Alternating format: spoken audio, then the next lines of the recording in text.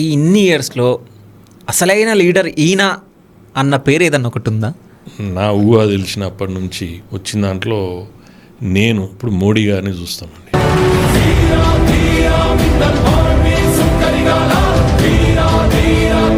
ఇప్పుడు 70 ఏళ్ళు దగ్గర 70 ఏళ్ళు కాంగ్రెస్ పరిపాలించిందండి. 5 ఏళ్ళు పాలించిందంటే కనీసం 1-2 స్కామ్లు లేకుంటే ఎప్పుడు లేదు.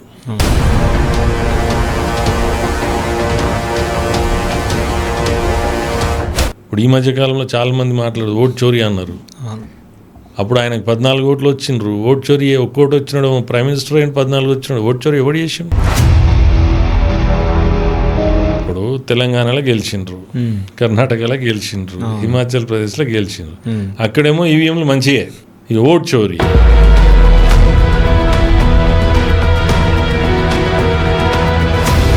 సో బీఆర్ఎస్ ప్రభుత్వం ఉన్నప్పుడు బాగుందా, కాంగ్రెస్ ప్రభుత్వం ఉన్నప్పుడు బాగుందా? అంటే బీజేపీ లీడర్గా కాదు, జస్ట్ ఒక వ్యక్తిగా. బీఆర్ఎస్ ఉంది. సర్ప్లస్ బడ్జెట్ నుంచి డెఫిసిట్ బడ్జెట్కి ఎవరు తీసుకొచ్చారండి? సరే, ఇప్పుడు కాంగ్రెస్ గవర్నమెంట్ ఎట్లుంది?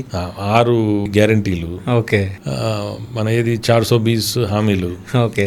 సో నేనేమంటున్నా అంటే 420 రాజకీయం నడుస్తున్నది. సో పెద్దపల్లి అటు చుట్టుపక్కల ఉన్నాయి, రామగుండం అవన్నీ పెద్ద పెద్ద ఫ్యాక్టరీలు ఉన్నాయి, చాలా మందికి ఉద్యోగాలు ఇవన్నీ లభిస్తున్నాయి కదా, అంటే అవి జరగట్లేదా? మా ప్రాంతం నుంచి దాదాపు 1,00,000 కోట్ల పైనటువంటి ఆదాయం ఉందండి. మరి మా ప్రాంతానికి ఎంత ఇస్తున్నారు మీరు?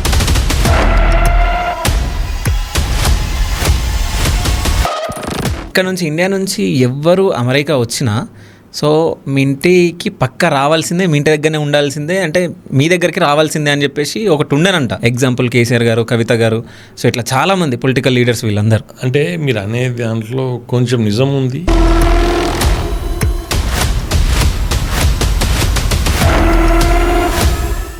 ఈ చిల్లర రాజకీయాలు, చిల్లర చేష్టలు, కానీ వ్యక్తిగతంగా దిగజారి చేయలేము.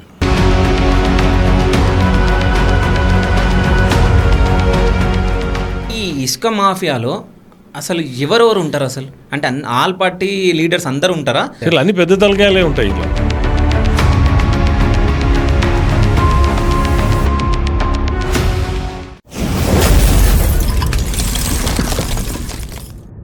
Hi, welcome to Shiva studios. నేను మీ శివ చౌదరి. సో ఈరోజు మనతో పాటు ఒక స్పెషల్ గెస్ట్ ఉన్నారు. ఆ గెస్ట్ ఎవరో కాదు, Peddapalli constituency BJP leader Gottimukkula Suresh Reddy గారు ఉన్నారు. నమస్కారం సార్. నమస్తే అండి. ఎలా ఉన్నారు సార్? చాలా బాగున్నా. మీరు ఎట్లా ఉన్నారు? సూపర్గా ఉన్నా. సో పెద్దపల్లి కాన్స్టిట్యున్సీ ప్రెజెంట్ ఎట్లా ఉంది సార్? కాన్స్టిట్యున్సీ బాగుంది. ఓకే. కాన్స్టిట్యున్సీ ప్రజలు కానీ కాన్స్టిట్యున్సీ అభివృద్ధి విషయంలో మాత్రం చాలా అంటే వెనుకబడి ఉందని చెప్పచ్చు. సో అంటే ఎట్లా వెనుకబడి ఉంది అని అంటున్నారు మీరు? అంటే ఇప్పుడు నా ఉద్దేశం ఏంటంటే పెద్దపల్లి వెనుకబడ్డదని నేను ఎందుకు బల్లగుద్ది చెప్తున్నా అంటే, రంగారెడ్డి, హైదరాబాద్ తర్వాత తెలంగాణలో ఏదైనా జిల్లా ఉంది ఏది సహజ వనరులతో కూడుకున్నటువంటి, ఇండస్ట్రీస్తో కూడుకున్నటువంటి పర్యాటక కేంద్రాలు కూడా ఉండి అభివృద్ధికి నోచుకొని ఇప్పుడు ఉన్న వాటిలోనే 1,00,000 కోట్ల ఆదాయం వచ్చి కూడా ఆ ప్రాంతానికి సరైన రీతిలో పెట్టకుండా, ఆ ప్రాంతానికి సరైన రీతిలో అందకుండా వెనుకబడ్డది అని చెప్పి నేను దృఢంగా నమ్ముతున్నాను. ఓకే. సో పెద్దపల్లి అనేది ఇప్పుడు మీకు అన్ని విధాల మనది road connectivity, rail connectivity, industries, వ్యవసాయ ఆధారిత ప్రాంతము, రైస్ మిల్, ఇట్లా చెప్పుకుంటూ పోతే చాలా ఉంది. సో అయినా కానీ మాకు సరైన రీతిలో ఆ ప్రభుత్వం ఏ విధంగా అయితే ఇక్కడ నుంచి ఆదాయం తీసుకుపోతుందో ఆ ప్రపోర్షనేట్గా మా ప్రాంతానికి మాత్రం ఏదైతే చెందాల్సింది చెందుతలేదనేది నాకు గట్టిగా వాదిస్తున్నాను. ఓకే. అంటే మీరు ఇసుక మాఫియా పైన కూడా మీరు పోరాటం చేయడం జరిగింది. అవును. సో దాని గురించి చెప్పండి. అసలు అక్కడ ఏం జరుగుతుంది? అసలు మైనింగ్ అంటే అక్రమ మైనింగ్ ఎట్లా జరుగుతుంది అక్కడ? అంటే మీరు ఇప్పుడు ఇసుక గురించి అడిగింది కాబట్టి, అరే ఎంత దారుణం అంటే, ఇప్పుడు అక్కడ మాకు పెద్దపల్లి కాన్స్టిట్యున్సీ మట్టుకు మానేరు ప్రవాహిక ప్రాంతం అది. సో దాని ఆనుకొని కొన్ని గ్రామాలు ఉన్నాయి. అక్కడ నిరుద్యోగ యువత వాళ్ళు గవర్నమెంట్తోని ఫైనాన్స్ తీసుకొని ట్రాక్టర్ తీసుకొని, లేకపోతే ప్రైవేట్ ఫైనాన్స్లో ట్రాక్టర్లు తీసుకొని ఉపాధి లేదు కాబట్టి వాళ్ళు ఇసుకతోటి రోజు 2 ట్రిప్లో 3 ట్రిప్లో కొట్టుకుని వెనకటి నుంచి నడిచే దాంట్లో అక్కడ ఉన్నటువంటి వ్యవస్థ, అక్కడ ఉన్నటువంటి అడ్మినిస్ట్రేషన్ వాళ్ళని నానా ఇబ్బందులు పెట్టి బెదిరించి ఫైన్లు వేసి చేసిండ్రు. కానీ ఎప్పుడైతే ఇది ఒక డిస్ట్రిక్ట్ లెవెల్ స్టాండ్ కమిటీ అని పెట్టి అందులో ఒక 6-7 డిపార్ట్మెంట్లను ఇన్వాల్వ్ చేసి టెండర్లు పిలిచి ఆ టెండర్లు కూడా ఈ రిపోర్ట్లు కూడా తప్పుడు రిపోర్ట్లు సబ్మిట్ చేసి ఆ టెండర్లు పిలిచి అందులో 19 చెక్ డ్యామ్లు కట్టినామని చూపెట్టి అందులో కట్టినవి మాత్రం 5. వర్షానికి వర్షపు నీరుకి ప్రవాహకానికి కొట్టుకుపోయి 5లో 3 కొట్టుకుపోయినాయి పెట్టి టెండర్లు కాల్ చేసి మొత్తం ఈ 19 రీచ్లకు 98 కోట్ల చిల్లర టెండర్లు అవి. కానీ 1200 కోట్ల ఇసుక పోయింది. అది అంటే ఈ నిరుద్యోగ యువత ఉపాధి కోసం వాడు ఫైనాన్స్ ట్రాక్టర్లు తెచ్చుకొని కొట్టుకుంటే మాత్రం వాళ్ళని తప్పుపట్టి వాళ్ళకు ఫైన్లు వేసి వాళ్ళని ఇబ్బంది పెట్టి చేసి నానా యాత పడ్డరు వాళ్ళు. కానీ వీడు పక్క జిల్లా వాడు పక్క రాష్ట్రం వాడు ఎవరు వచ్చి పట్టుకపోయినా 1200 కోట్లు ఇసుకపోతే వాళ్ళు పట్టించుకుని లేరు. ఎందుకంటే అక్కడ ఉన్నటువంటి నాయకులు అధికారులు అందరూ ఆ కాంట్రాక్టర్లతోని ఒక రకమైనటువంటి కాంప్రమైజ్ మోడ్లో వాళ్ళకు మన ఎవరు ఈ కాంట్రాక్టర్లకు వత్తాసు పలికిన తప్పితే అక్కడ ప్రజల సంక్షేమం కావచ్చు ఆ ప్రాంతం బాగోలు చూసుకోలేదు. కాబట్టి ఆ విధంగా విపరీతమైనటువంటి అన్యాయం జరిగిందని నేను పోరాటం చేయడం జరిగింది. అక్కడ మానేరు పరిరక్షణ సమితి అని అక్కడ కొంతమంది పెద్దలు వాళ్ళతో కలిసి చేయడం జరిగింది. సో అది అంటే ఆ తర్వాత గ్రీన్ ట్రిబ్యునల్ పోయినాము, సుప్రీంకోర్టు పోయినాము. సో అది ఇంకా నడుస్తూనే ఉంది అది. ఓకే, అంటే ఇప్పుడు మీరు ఇంతకుముందు మాట్లాడారు సార్, అంటే 19 చెక్ డ్యాములు కట్టినామని చెప్పేసి చూపించారు వాళ్ళు టెండర్ కాల్ చేశాను. ఓకే, ఇప్పుడు 19 రీచ్లు ఇచ్చిండ్రండి. ఓకే, ఆ ఇసుక ఎందుకు తీస్తున్నారు? డీసిల్టేషన్ ప్రాసెస్ అంటే చెక్ డ్యామ్లు కట్టినాం కాబట్టి ఆ నీటి ప్రవాహంతో ఆ నీటితో పాటు ఇసుక వచ్చింది, ఇసుక పేరుకపోయింది ఆడ. ఓకే, పేరుకపోయింది కాబట్టి ఇప్పుడు నీటి నిల్వలు ఇంకా ఉండాలంటే అది ఇసుక తీయాలి. ఓకే, ఆ ఇసుక తీయాలని చెప్పిన ఆడ 19 టెండర్లు కాల్ చేసిర్రు, 19 రీచ్లు ఉన్నాయని చెప్పిండ్రు. కానీ ఆడ కట్టినవి మాత్రం కట్టి కంప్లీట్ అయినాయి 5. అందులో కూడా ఈ వర్షాకాలానికి ఈ వరదకు నీటికి కొట్టుకుపోయినాయి 3. అట్లా కొట్టుకపోతే అసలు నిజానికి అంటే నాణ్యత లోపం కదా. ఎవరు పట్టుకున్నాడు? అది 10 కోట్లు 20 కోట్లు 5 కోట్లు పెట్టి చెక్ డ్యామ్లు కడితే ఎవరండి? అది ప్రజాస్వామ్యం కదా, ఎవరికి ఉంటుంది? ఎక్కడోడక్కడ వాళ్ళకి లాభం నుంచి వాడు ఊరుకున్నారు. ఇప్పుడు మీరు 9 ఫీట్ల లోతు నుంచి మీరు కట్టి, అంటే ఎగ్జాంపుల్ చెప్తున్నా నేను, మీరు 12 ఫీట్ల లోతు తీసినాక నీళ్ళ కింది నుంచి ఎట్లుంటుందండి? మళ్ళీ అది నాణ్యత కట్టింది కూడా కాదు. మేము అది డ్రోన్స్ పెట్టి తీసినాము, ప్రొఫెషనల్స్ తీసుకుపోయి ఫోటోగ్రాఫ్స్ తీసినాము, మీడియా హౌసెస్ నుంచి సెటిలైట్ మీడియా వచ్చింది, ప్రింట్ మీడియా వచ్చింది, అందరూ వచ్చి చూసింది కదా. ఇప్పుడు కూడా అట్లే ఉన్నది. ఇప్పుడు ఎవరైనా వస్తే కూడా తీసుకుపోయి చూపెట్టవచ్చు మనం. అంటే అసలు ఎవరు పట్టించుకుంటలేరు కదా అని చెప్పి అక్కడ ఉన్నటువంటి నాయకులు అధికారులు అందరూ కాంట్రాక్టర్లకు వత్తాసు వాళ్ళకి ఏదో చేసినామా అంటే అప్పటి మందం మాట్లాడు చేసేది మాత్రం చేస్తాడు. ఓకే, అంటే ఈ ఇసుక మాఫియాలో అసలు ఎవరెవరు ఉంటారు అసలు? అంటే ఆల్ పార్టీ లీడర్స్ అందరూ ఉంటారా లేకుంటే ఎట్లుంటుంది? అంటే ఇప్పుడు ఇసుక అందరు ఉంటారా అంటే అందరు ఉంటారు. ఇప్పుడు అంతకుముందు బీఆర్ఎస్ గవర్నమెంట్లో ఇక్కడ రాష్ట్ర నాయకత్వం పెద్దలు అందరూ ఇక్కడ నుంచి నడిపినరు. అక్కడున్న నాయకులు నా మాత్రమే కదా, వాళ్ళకి వచ్చేది వాళ్ళకి వస్తే వాళ్ళు కూర్చుంటారు. నడిపించేదంతా వేరే వాళ్ళు నడిపిస్తారు. అధికారులు పై అధికారులతో చెప్పడం చేయడం నడిచిపోతుంది. అది అన్ని పెద్ద తలకాయలే ఉంటాయి ఇలా. అయితే ఎందుకు ఈ క్వశ్చన్ వచ్చిందంటే, ఇప్పుడు ఎగ్జాంపుల్ కాంగ్రెస్ ఎమ్మెల్యే చేస్తే బీఆర్ఎస్ వాళ్ళన్నా మాట్లాడాలి, బీజేపీ వాళ్ళన్నా మాట్లాడాలి, లేకుంటే ఇతర లీడర్లన్నా ఎవరన్నా మాట్లాడాలి. సో ఆడ అందరు దొంగలైనప్పుడు ఎవరు మాట్లాడరు ఇంకా. అంటే మీకు చెప్తానండి, ఇప్పుడు కాంగ్రెస్ మొన్న 2023 కంటే ముందు బీఆర్ఎస్ ఉంది కదా, ఆడ మా దగ్గర 10 ఏళ్ళు బీఆర్ఎస్ ఎమ్మెల్యే ఉన్నారు. రైట్, ఇది మా దగ్గర పెద్దపల్లి కాన్స్టిట్యున్సీలో స్టార్ట్ అయింది 2022లో. అంతకుముందు చిన్న చిన్న దొంగతనంగా నడిచింది. ఈ టెండర్లు పిలిచి చేసినాక అప్పుడు ప్రతిపక్షంలో ఉన్నటువంటి ఇప్పుడు ఎమ్మెల్యే అసలు ఇప్పుడు అంటే మాజీ ఎమ్మెల్యే మీద అక్రమ భూములని, దేవాదాయ భూములని, లేకపోతే ఇంకేదో అని మొత్తం నానా రచ్చ చేసి, తర్వాత నువ్వు ఇసుక సంబంధించిన దాంట్లో నువ్వు కుమ్ముక్కైనవు అని చెప్పేసి తడి బట్టలతో గుళ్ళేసి వస్తామని దేవుని ఫోటో పట్టుకొని ఆయన ఆడ మా దగ్గర జెండా దగ్గర తొడగొట్టి నాలుక చీరుతామని అబద్ధాలు ఆడితే నానా చేసిండు. కానీ మరి లాస్ట్కి ఏమైంది? ఇప్పుడు అప్పుడున్న ఎమ్మెల్యే ఇప్పుడు మాజీ అయ్యిండు, అప్పుడున్న మాజీ ఎమ్మెల్యే ఇప్పుడు ఎమ్మెల్యే అయ్యిండు. మరి ఏమైంది? ఇద్దరు సపోర్ట్ చేస్తలేరు. రైట్. సో అక్కడ ఇద్దరు దొంగలే అంటే అన్నట్టే కదా. ఇప్పుడు నాతో అనిపించడానికి వాస్తవమే కదా అది. ఇప్పుడు నేను నా దగ్గర చాలా మంది వస్తుంటారు, వచ్చి అన్న ఇట్లా చేసిండ్రు అట్లా చేసిండ్రు అంటే, మరి మీరు ఓట్లు వేసిండ్రు గెలిపించారు కదా, మరి అడగకపోయారు అని అన్నాను. ఏందన్నా మేము ఆడికి పోయేసరికి ఆల్మోల పంచాయతీలు గెట్ల పంచాయతీలు దీనికే అయిపోతున్నది అంటే, నేను ఎమ్మెల్యేకి ఓట్లు వేసి గెలిపించుకున్నారు కదా మీరు, ఇదే అని నేను అంటున్నాను. నేను ఇక మరి ఏం చేస్తాం, మరి ప్రజలు నోటీస్ చేస్తున్నారు ఇవన్నీ. ఇప్పుడు అభివృద్ధి అంటే దానికి ప్రాపర్ డెఫినేషన్ తెలియని వాళ్ళకి ఏం చెప్తామండి మనం? ఇప్పుడు మనము ఒక మనిషికి నీళ్లు ఆహారం అనేది కంపల్సరీ, అది నెసెసిటీ. అది నెసెసిటీని కూడా అభివృద్ధి అంటే ఎట్లా అండి? ఇప్పుడు డబ్బులు ఉన్నోడు లగ్జరీగా చేసేటోడు వాడు ఎక్కడో వేరే దేశం నుంచి కూడా ఫ్రూట్స్ తెప్పించుకొని బ్రేక్ఫాస్ట్కో లంచ్కో డిన్నర్కో తింటాడు కావచ్చు, అదే ఆహారమే. కానీ సామాన్యుడు ఏంది, ఇంత ఇంత కారమో లేకపోతే పచ్చడో అన్నమో లేకపోతే ఇంత ఏదో కూర ఉంటే తినేసి వెళ్ళిపోతాడు, అది కూడా ఆహారమే. అని అటువంటప్పుడు నీకు రోడ్లు వేస్తున్నా అంటారు, రోడ్ అభివృద్ధా అండి? అంటే వెనకటప్పుడు లేనప్పుడు రోడ్ వేసిందంటే అభివృద్ధి అది. ఇప్పుడు రోడ్డు మధ్యలో డివైడర్ కడతారు, అభివృద్ధా అది?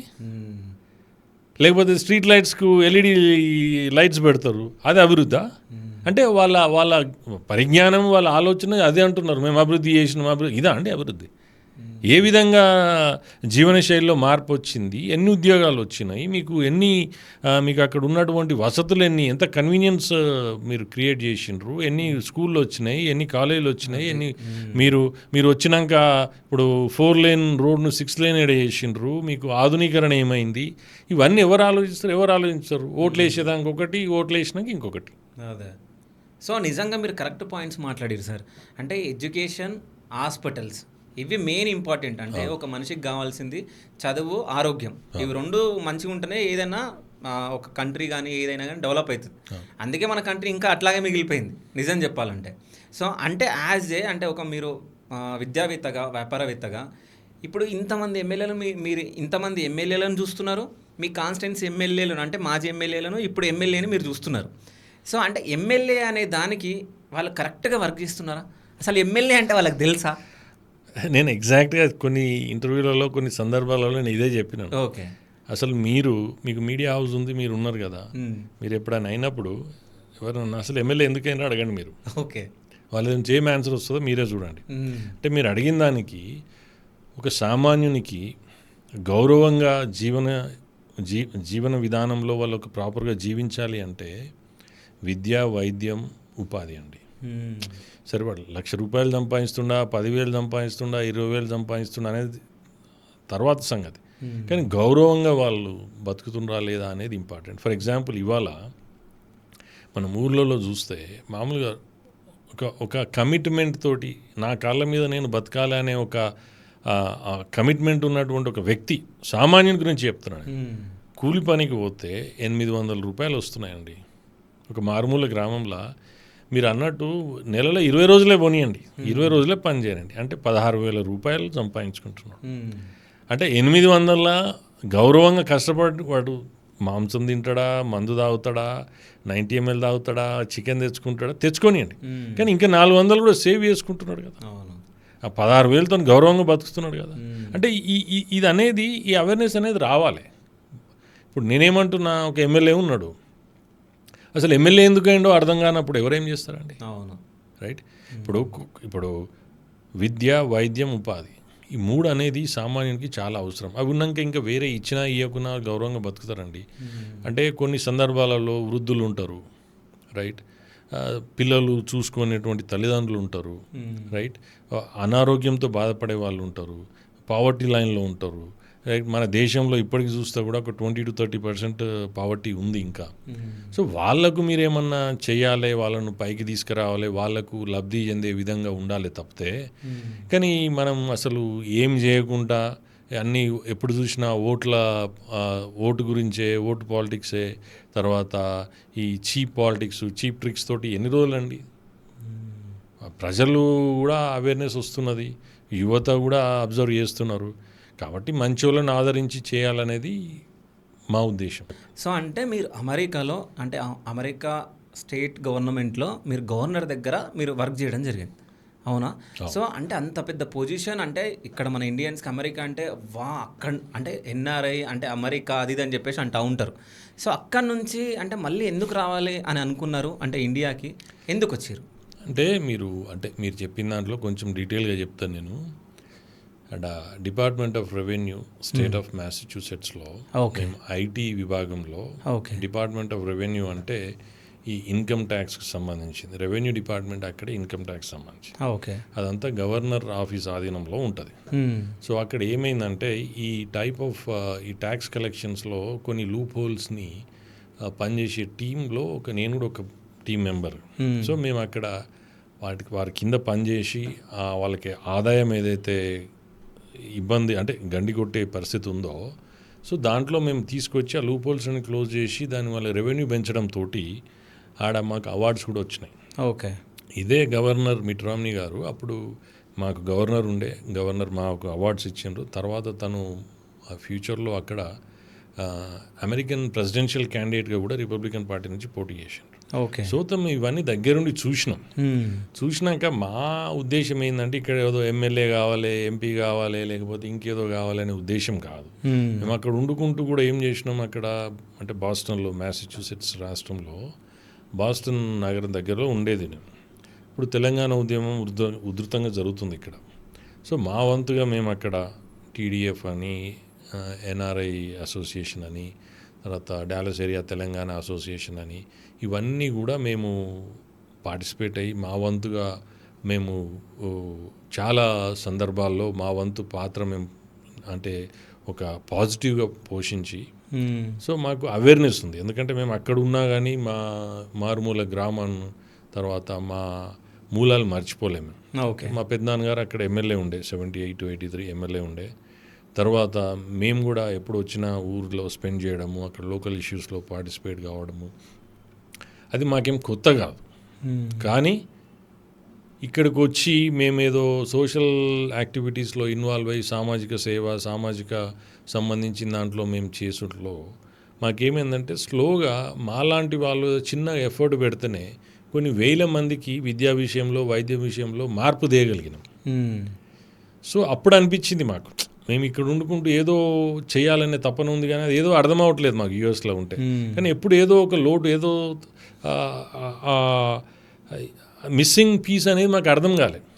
ఎప్పుడైతే ఇందులో వచ్చి ఇన్వాల్వ్ అవ్వడంతో మాకు అర్థమైంది, అరే అది తెలియకుండానే మేము ఇష్యూస్లో ఇన్వాల్వ్ అవుతున్నాం, ట్యాకిల్ చేస్తున్నాం, సాల్వ్ చేస్తున్నాం. కాబట్టి సో ఆ దృష్టిలో పెట్టుకొని మేమన్నాం, అరే మాలాంటి వాళ్ళు చట్టసభల్లో వస్తే, చట్టం రూపంలో ఏమైనా తీసుకొస్తే, ఎంప్లాయ్మెంట్ విషయం కావచ్చు, విద్య కావచ్చు, వైద్యం కావచ్చు, ఇంకేదైనా కావచ్చు, సో మాలాంటి వాళ్ళు వస్తే కొంచెం సమాజంతో అనుబంధం, సమాజ స్పృహ ఉండి అక్కడ ఉన్నటువంటి మారుమూల ప్రాంతాలతో మాకు అన్నీ తెలుసు. కాబట్టి ఇక్కడ నుంచి అమెరికా వరకు మాకు అన్నీ తెలుసు. ఒక 4 దేశాలలో బిజినెస్ దాంట్లో కూడా ఇన్వాల్వ్ అయినాం. కాబట్టి వస్తే బాగుంటుంది అనేది ఒక నిర్ణయం తీసుకొని రావడం జరిగింది. అంటే మేము అనుకున్న దానికంటే కొంచెం సర్ప్రైజెస్ ఉన్నాయి. అట్లా అని చెప్పేసి ఏదో రెడ్ కార్పెట్ లెక్క వెల్కమ్ చేస్తారు, ఏదో అయిపోతుంది అని కూడా అనుకోలేదు మేము.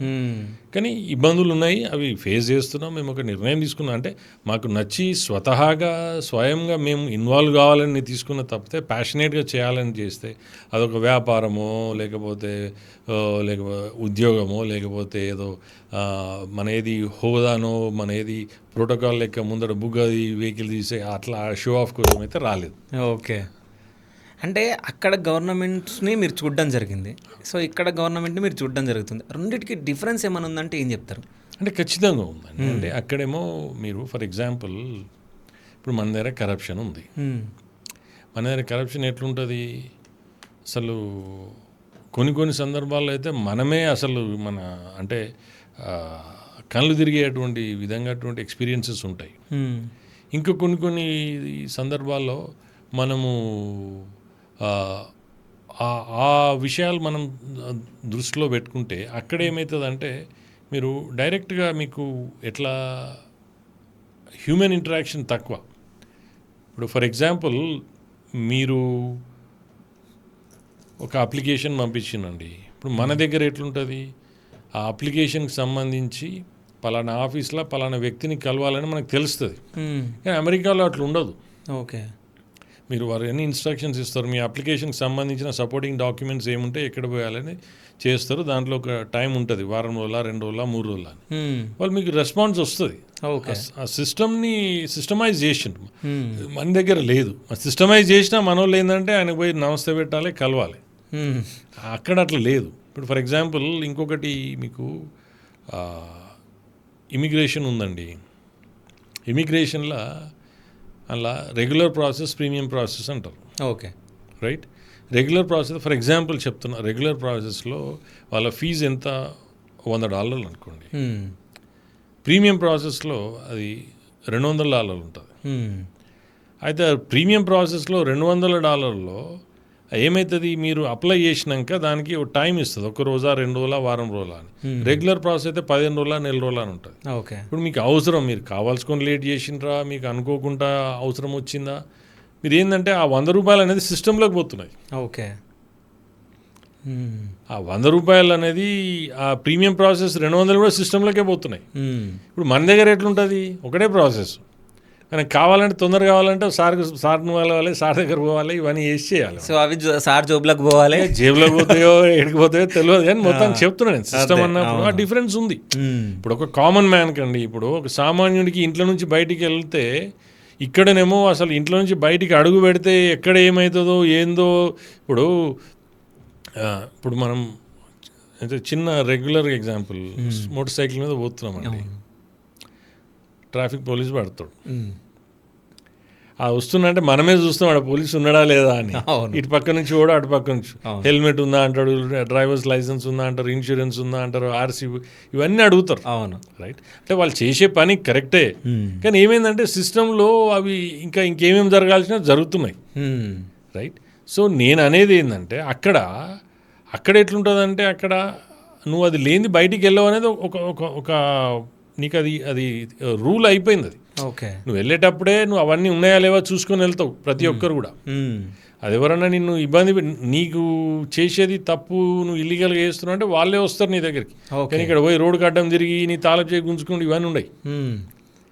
సో అట్లా సిస్టమ్ అనేది ఎట్లా ఉంటుంది లేండి. అదంటే అక్కడ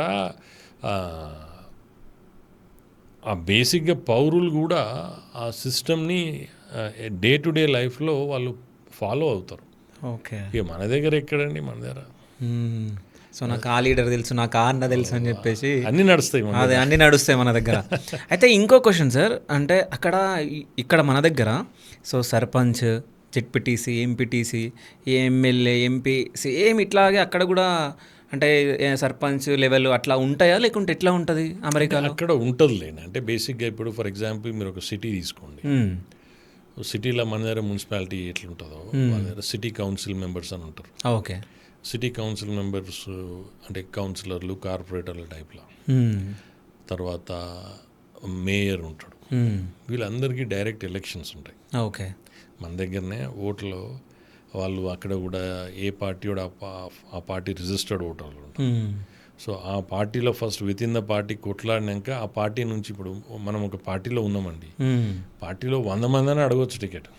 ఆ విత్ ఇన్ ఆ 100 మందికి అసలు నువ్వు ఏం చేస్తావు, ఎట్లా చేస్తావు అని చెప్పేసి నువ్వు అంతా నీకు ఎజెండా, మేనిఫెస్టో అంతా నీ తయారు చేసుకొని దానికి నేను పలానా ట్యాక్సులు తక్కువ చేస్తా అన్నావు అనుకోండి, తక్కువ చేస్తావు కానీ మళ్ళీ ఎట్లా అనేది మొత్తం నువ్వు నెంబర్తో ఆధారాలతో పాటు చూపెట్టాలి. ఓకే, చూపెట్టి అట్లా చేసిన దాంట్లో ఆ within the party members ఓటేస్తారు. ఓకే, అందులో ఎవరు గెలుస్తారో వాళ్ళు అఫీషియల్ క్యాండిడేట్ అయితే అప్పుడు ప్రధాన పార్టీల మధ్య పోటీ ఉంటుంది. ఓకే, సో ఆడ కౌన్సిల్ మెంబర్ ఉంటారు, మీరు అన్నట్టు కాంగ్రెస్ మ్యాన్ ఉంటారు, సెనేటర్ ఉంటారు, స్టేట్ సెనేటర్ ఉంటారు.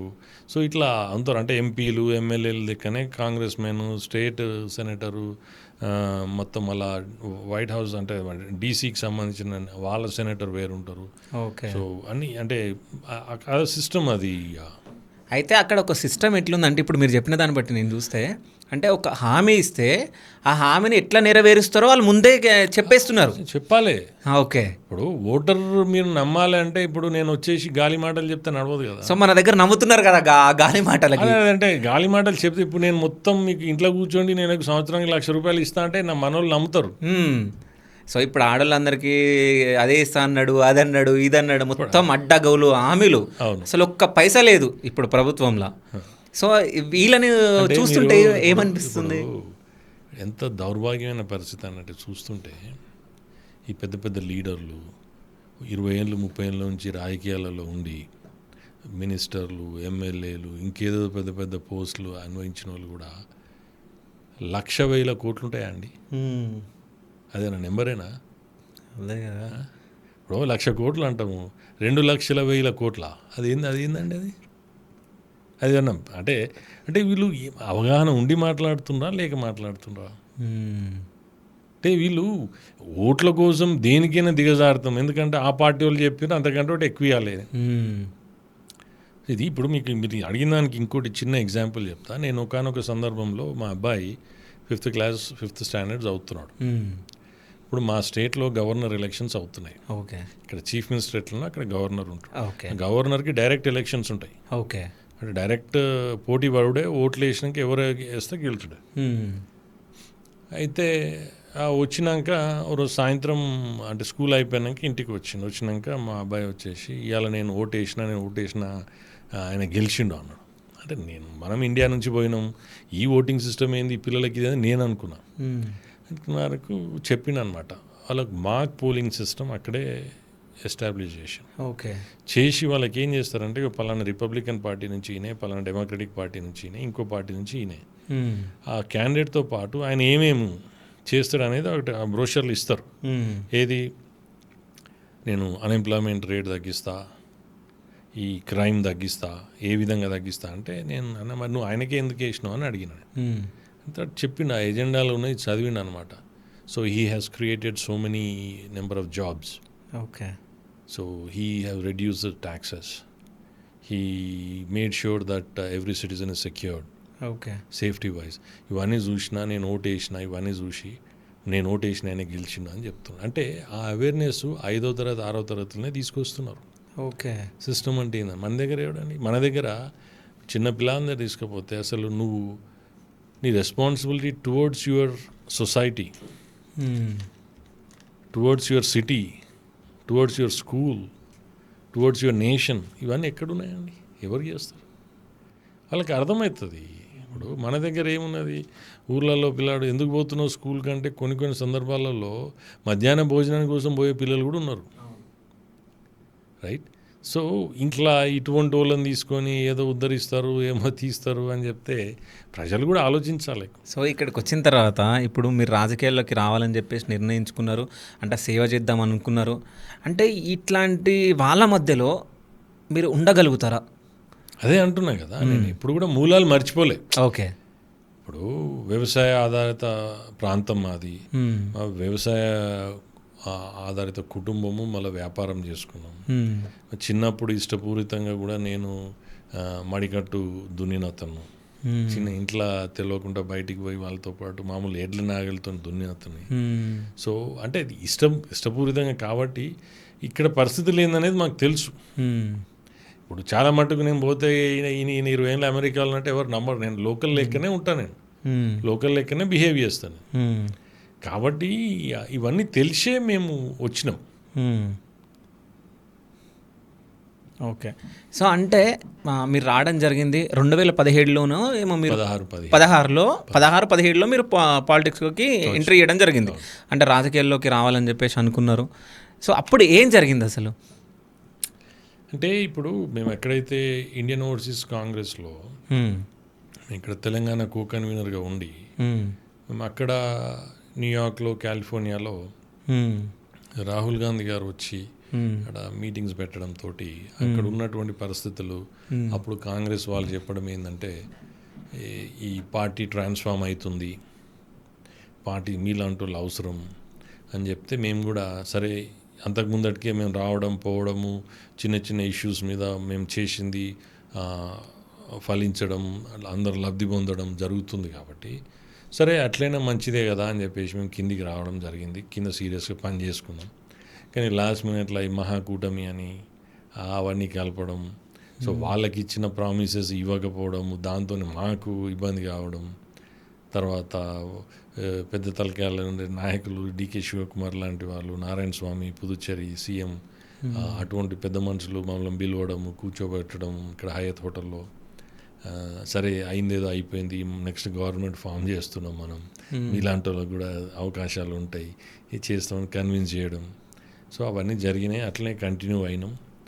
సో అప్పుడు వర్కింగ్ ప్రెసిడెంట్ ఉన్న అతనే అంత పట్టుబడి ఇప్పించుకున్నాడు. ఇప్పుడు ఆయన పీసీసీ ప్రెసిడెంట్ అయిండు. అంత అయిపోయినాక ఇప్పుడు మాకు ఏది చేయాలన్నా కానీ కొంచెం అంటే మాలాంటి వాళ్ళకి ఏంటంటే ఈ ఈ ఈ చిల్లర రాజకీయాలు, చిల్లర చేష్టలు, అంటే కొట్లాడతాం, కన్స్ట్రక్టివ్ క్రిటిసిజం చేస్తాం, కానీ వ్యక్తిగతంగా దిగజారి చేయలేము. సో అటువంటి సిచ్యువేషన్స్ ఉండి అదే క్రమంలో తర్వాత వివేక్ లాంటి వారు బీజేపీలోకి రావడం, మాలాంటి వాళ్ళని మాట్లాడడం, సో మేము అందులో జాయిన్ కావడం, సో ఇవన్నీ క్రమేణా జరిగిపోయినాయి అవి. ఓకే, అంటే మిమ్మల్ని చాలామంది మోసం చేసిరని నాకు తెలుసు, అంటే ఇన్ఫర్మేషన్ ఉంది. సో మోసం చేశారంటారా లేకుంటే అట్లా జరిగిపోయిందని మీరు అంటారా? అంటే మోసం అని నేను అనను. ఓకే, అంటే బేసిక్ ఏంటంటే మేము నమ్మడము కావచ్చు, సో ఆ సిచ్యువేషన్ని వాళ్ళు అడ్వాంటేజ్ తీసుకోవడం కావచ్చు, ఓకే, లేకపోతే మాతోటి రేపు వీళ్ళు వస్తే వీళ్ళకి ఏమైనా అవకాశం వస్తే మాకేంది అనేది ఒక అభద్రత భావమే కావచ్చు. సో అంటే వివిధ కోణాల నుంచి చూసి అది మాకు సరే ఇప్పుడు వాళ్ళ చేతిలో ఉందో, లేకపోతే నిజంగానే చేయొద్దు అనుకున్నారో, లేకపోతే వాళ్ళకి నిజంగానే చేసేటువంటి పరిస్థితి లేకుండేనో, సో అక్కడ అంటే లార్జర్ ఇంట్రెస్ట్ మీద సో ఏమన్నా జరిగి ఉండొచ్చు. కానీ ఇక మనం ఒకరినో ఇద్దరినో తప్పు పట్టడం కూడా కరెక్ట్ కాదు. సో ఈ కాలం నిర్ణయిస్తుంది, అది ఏం చేస్తాము. ఓకే, అయితే రాహుల్ గాంధీ గారితో మీకు చాలా దగ్గర సంబంధాలు ఉన్నట్టు ఇన్ఫర్మేషన్ ఉంది. సో ఇక్కడ స్టేట్లో ఎట్లా జరుగుతుంది అంటే కాంగ్రెస్ పార్టీ ఎవరికి ఎమ్మెల్యే టికెట్లు రావాలన్నా ఇక్కడ నుంచి నేమ్స్ వెళ్తే అక్కడ నుంచి ఇక్కడ నుంచి ప్రపోజల్ వెళ్తుంది, అక్కడ నుంచి వీళ్ళు ఉండాలని చెప్పేసి వస్తుంది. సో అంటే మీకెందుకు రాలేదు, ఎందుకు తెచ్చుకోలేకపోయారు మీరు రాహుల్ గాంధీ దగ్గర నుంచి? అదే అంటున్నాను కదా, మేము కొత్తగా రావడం, ఓకే రైట్, అప్పుడు టీడీపీ కాంగ్రెస్ మహాకూటమి పొత్తు కావడం, చంద్రబాబు నాయుడు గారి ఇన్ఫ్లుయెన్స్ బాగుండడం, ఇప్పుడు రేవంత్ రెడ్డి గారు తోటి వీళ్ళు టీడీపీలో పనిచేసిన వ్యక్తి కావడం అక్కడ నుంచి. ఓకే, అంతకుముందు ఒకసారి ఆయన ఎమ్మెల్యేగా ఉండడం. ఓకే, సో వీళ్ళకు ఇస్తా అన్న సీట్లు కానీ తర్వాత హామీలు ఏవైతే ఇచ్చిండ్రో కూటమి పొత్తులో భాగంగా అవి కూడా కాంగ్రెస్ పార్టీ నెరవేర్చకపోవడం. ఓకే, సో దాంట్లో భాగంగానే మేము బలిపశువు అయినాం. సో ఏంటంటే మాకు 10 ఇస్తా అన్నారు, 20 ఇస్తా అన్నారు, ఇయ్యలే కాబట్టి కనీసం ఇవన్నీ ఇవ్వాలని పట్టుబట్టడం వాళ్ళు. సో దాంట్లో ఏమనుకున్నారంటే అరే వీళ్ళు ఇప్పుడు ఆయన ఆల్రెడీ ఒకసారి చేసిండు ఉన్నది లోకల్లా అని చెప్పేసి దాన్ని ఏంటంటే బాగా డ్రాగ్ చేసిండ్రు. ఓకే, కాబట్టి అది అప్పుడు కూడా గెలిచే సీటే అది. కాబట్టి లాస్ట్ నెల రోజుల ముందు టికెట్ మాది చెప్పడము, అనౌన్స్ చేయడము, మళ్ళీ వాపస్ తీసుకోవడము, ఆయనకు చేయడం, ఇదంతా సిస్టంలో వాళ్ళు చేసి ఇవన్నీ చూసి అంటే మాకు ఏంటంటే ఆబ్వియస్గా ఒకటి ఏంటంటే అక్కడ ఉన్నారు కరెక్టే, అక్కడ అన్నీ ఉన్నాయి కరెక్టే, కానీ మరి ఇక్కడికి వచ్చేసరికి ఏంటంటే ఇక్కడిది కూడా నడుస్తుంది కదా. సో ఇప్పుడు అక్కడ ఎంత ఉన్నా కానీ వాళ్ళు ఏం చేస్తారు, అది చూడమని చెప్తారు. కానీ వీళ్ళు చెప్పేది ఏంటంటే ఆయన ఇదివరకే 20 ఏళ్ళ నుంచి ఉన్నాడు, ఈయన కొత్తగా వచ్చిండు.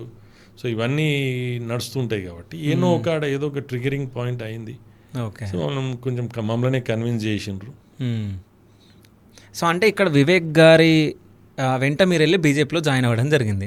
సో ఈయనకి ఇక్కడ నుంచి కాంగ్రెస్ నుంచి హామీ రాగానే టికెట్ ఇస్తామని చెప్పేసి ఈయన మళ్ళీ కాంగ్రెస్లోకి జంప్ అవ్వడం జరిగింది. సో మీరు అందులోనే ఉండిపోవడం జరిగింది. సో ఇది ఎట్లా చూస్తారు, అంటే దీనిపైన ఏం మాట్లాడతారు మీరు? అదే అంటున్నాను నేను. ఇప్పుడు నేనేమంటున్నాను, అట్లా సిన్సియర్గా మేము వెళ్ళి బీజేపీలో జాయిన్ అయినాం, బీజేపీలో డైరెక్ట్గా పని చేసుకుంటూ ఉన్నాం. అది కూడా దెబ్బ పడ్డది మాకు. ఓకే, నెల రోజుల ముందు ఆయన అటు పోవడం కూడా మాకు పెద్ద దెబ్బ పడ్డది. ఎందుకంటే ఇప్పుడు ఆయన నమ్ముకున్నాం, వాస్తవం కూడా ఆయన మా గురించి బాగానే ఫైట్ చేసిన, అలా ఎటువంటి అనుమానం లేదు నాకు. ఉన్న రోజులు మాత్రం ఖచ్చితంగా ఫైట్ చేసిన, అందులో అనుమానం లేదు.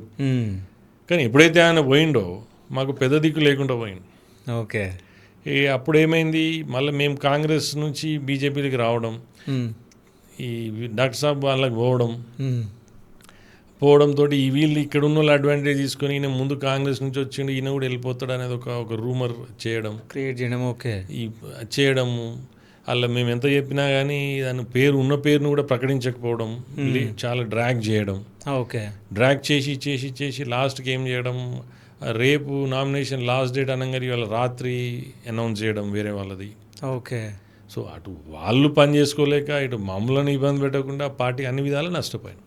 ఓకే అంటే వివేక్ గారు మళ్ళీ కాంగ్రెస్లోకి వెళ్ళేటప్పుడు మిమ్మల్ని రమ్మని చెప్పి పిలవలేదు? లేదండి, పిలవలేదు. లేదు. అంటే మాకు పోయేది కూడా ఇన్ఫ్యాక్ట్ చెప్పలేదు. ఓకే వెళ్ళిన తర్వాత మీరు ఫోన్ చేశారా ఏమన్నా? లేదు. ఇప్పుడు అంటే మాట్లాడారా ఈ మధ్యలో ఎప్పుడు? మధ్యలో ఎప్పుడో ఒకసారి ఏదో సోషల్ సిచ్యువేషన్స్లో అక్కడిక్కడ ఏమన్నా కలిసినప్పుడు మందలించడం తప్పితే ప్రత్యేకంగా మాట్లాడలేదు. ఓకే అంటే ఎప్పుడన్నా అంటే ఇన్ని రోజులల్లా బీజేపీలోకి ఎందుకు వచ్చాను రా బాబు అని చెప్పేసి అనుకున్నది ఏదన్నా ఉందా? లేదు, అట్లా అనుకోలేదండి. అంటే అప్పుడు ఆ టైంలో పార్టీ సరైన నిర్ణయం తీసుకుంటే బాగుండేదని ఒక బాధ ఉన్న తప్పితే, ఇప్పుడు ఎందుకంటే నేను ఒక చిన్న చెప్తాను. ఇప్పుడు నా పర్సనాలిటీ, అప్పుడు మేము కాంగ్రెస్లోకి ఎందుకు వచ్చినామంటే మాకు వేరే మేము ఎటు చూడలే ఇక. ఎందుకంటే మా పెద్దనాన్నగారు ఎమ్మెల్యే ఉండే, కాంగ్రెస్ పార్టీ అప్పుడు దాదాపు 40-50 ఏళ్ళ నుంచి కాంగ్రెస్ పార్టీతో ఉన్న కుటుంబం, మేము వేరే దిక్కు చూడలేదు. చూడకుండా కాంగ్రెస్లో జాయిన్ అయినాం. అప్పుడు జాయిన్ అయినాక ఇప్పుడు బీజేపీకి, ఆ కాంగ్రెస్ నుంచి బీజేపీకి వచ్చేటప్పుడు చాలామంది పెద్ద మనుషులు నాతోని స్వయంగా మీలాంటి పర్సనాలిటీ బీజేపీకి కరెక్ట్ సెట్ అవుతుంది, మీరు సిన్సియర్గా ఒక సంస్కారవంతుడిగా మీరు చేసేది బాగుంటుంది, మీలాంటి వాళ్ళు ఇలా వస్తే మంచిగుంటుందని పెద్ద మనుషులు చాలామంది చాలా రకాలుగా చెప్పడం జరిగింది. అందులో కూడా మాకేందంటే, నేను ఇంటర్మీడియట్ అయిపోయినాక ఇంజనీరింగ్ చేసే క్రమంలో ఎయిర్ ఫోర్స్ అంటే ఇష్టం నాకు. ఓకే సో కాబట్టి నేనేం చేసినానంటే, అప్పుడు ఎన్సీసీ ఉంటుంది కదా, అది ఎయిర్ వింగ్లో జాయిన్ అయినా నేను 3 years అనమాట. సి సర్టిఫికేట్ హోల్డర్ని. అది మేము రెగ్యులర్గా క్యాంప్స్కి వెళ్ళే వాళ్ళము, రెగ్యులర్గా ఏది స్కిట్ షూటింగ్, పరేడ్, తర్వాత ఈ ఫ్లయింగ్ చేసేవాళ్ళం. అయితే ఎయిర్ వింగ్లో కూడా మేము అక్కడ ఒక 3 ఏళ్ళు ఉండి సోలో గ్లైడర్ పైలట్గా కూడా మాకు ఒకటి సర్టిఫికేట్ ఇచ్చిండ్రు ఎన్సీసీ నుంచి. మామ్నూర్ ఎయిర్పోర్ట్ ఇప్పుడు అవుతుంది కదా, అక్కడే మేము ఎవ్రీ సాటర్డే సండే అక్కడే ఉండేవాళ్ళం. ఓకే సో అట్లా మాకు చేయడం, దేశం గురించి, ఈ పార్టీ కూడా దేశం గురించి, ధర్మం గురించి అని చేయడం. అంటే మేము ఎప్పుడైతే రియలైజ్ అయ్యి ఇటువంటి పార్టీ అది కరెక్ట్ ఉంటుంది అనే ఉద్దేశంతో మేము అందులో వాళ్ళు చెప్పడము, మమ్మల్ని తీసుకుపోవడము, ఈ విధంగా ఈ క్రమంలో మేము జాయిన్ అవ్వడం జరిగింది. బాధపడలేదు లేండి. అంటే ఇప్పుడు ఐడియాలజికల్గా ఏ పార్టీకి ఆ పార్టీ ఉంటుంది.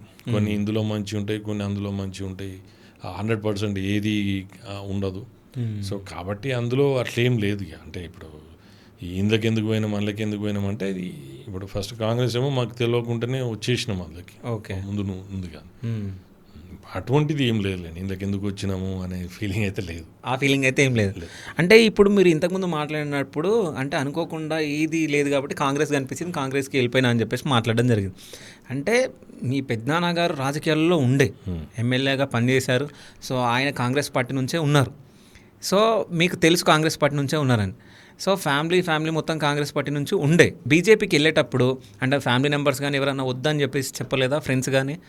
అదే అంటున్నాను కదా, మాకు ఒక గ్యాప్ ఎక్కడ వచ్చిందంటే, మా పెద్దనాన్నగారు ఎమ్మెల్యే ఉన్నప్పుడు మేము చిన్న పిల్లవాళ్ళం.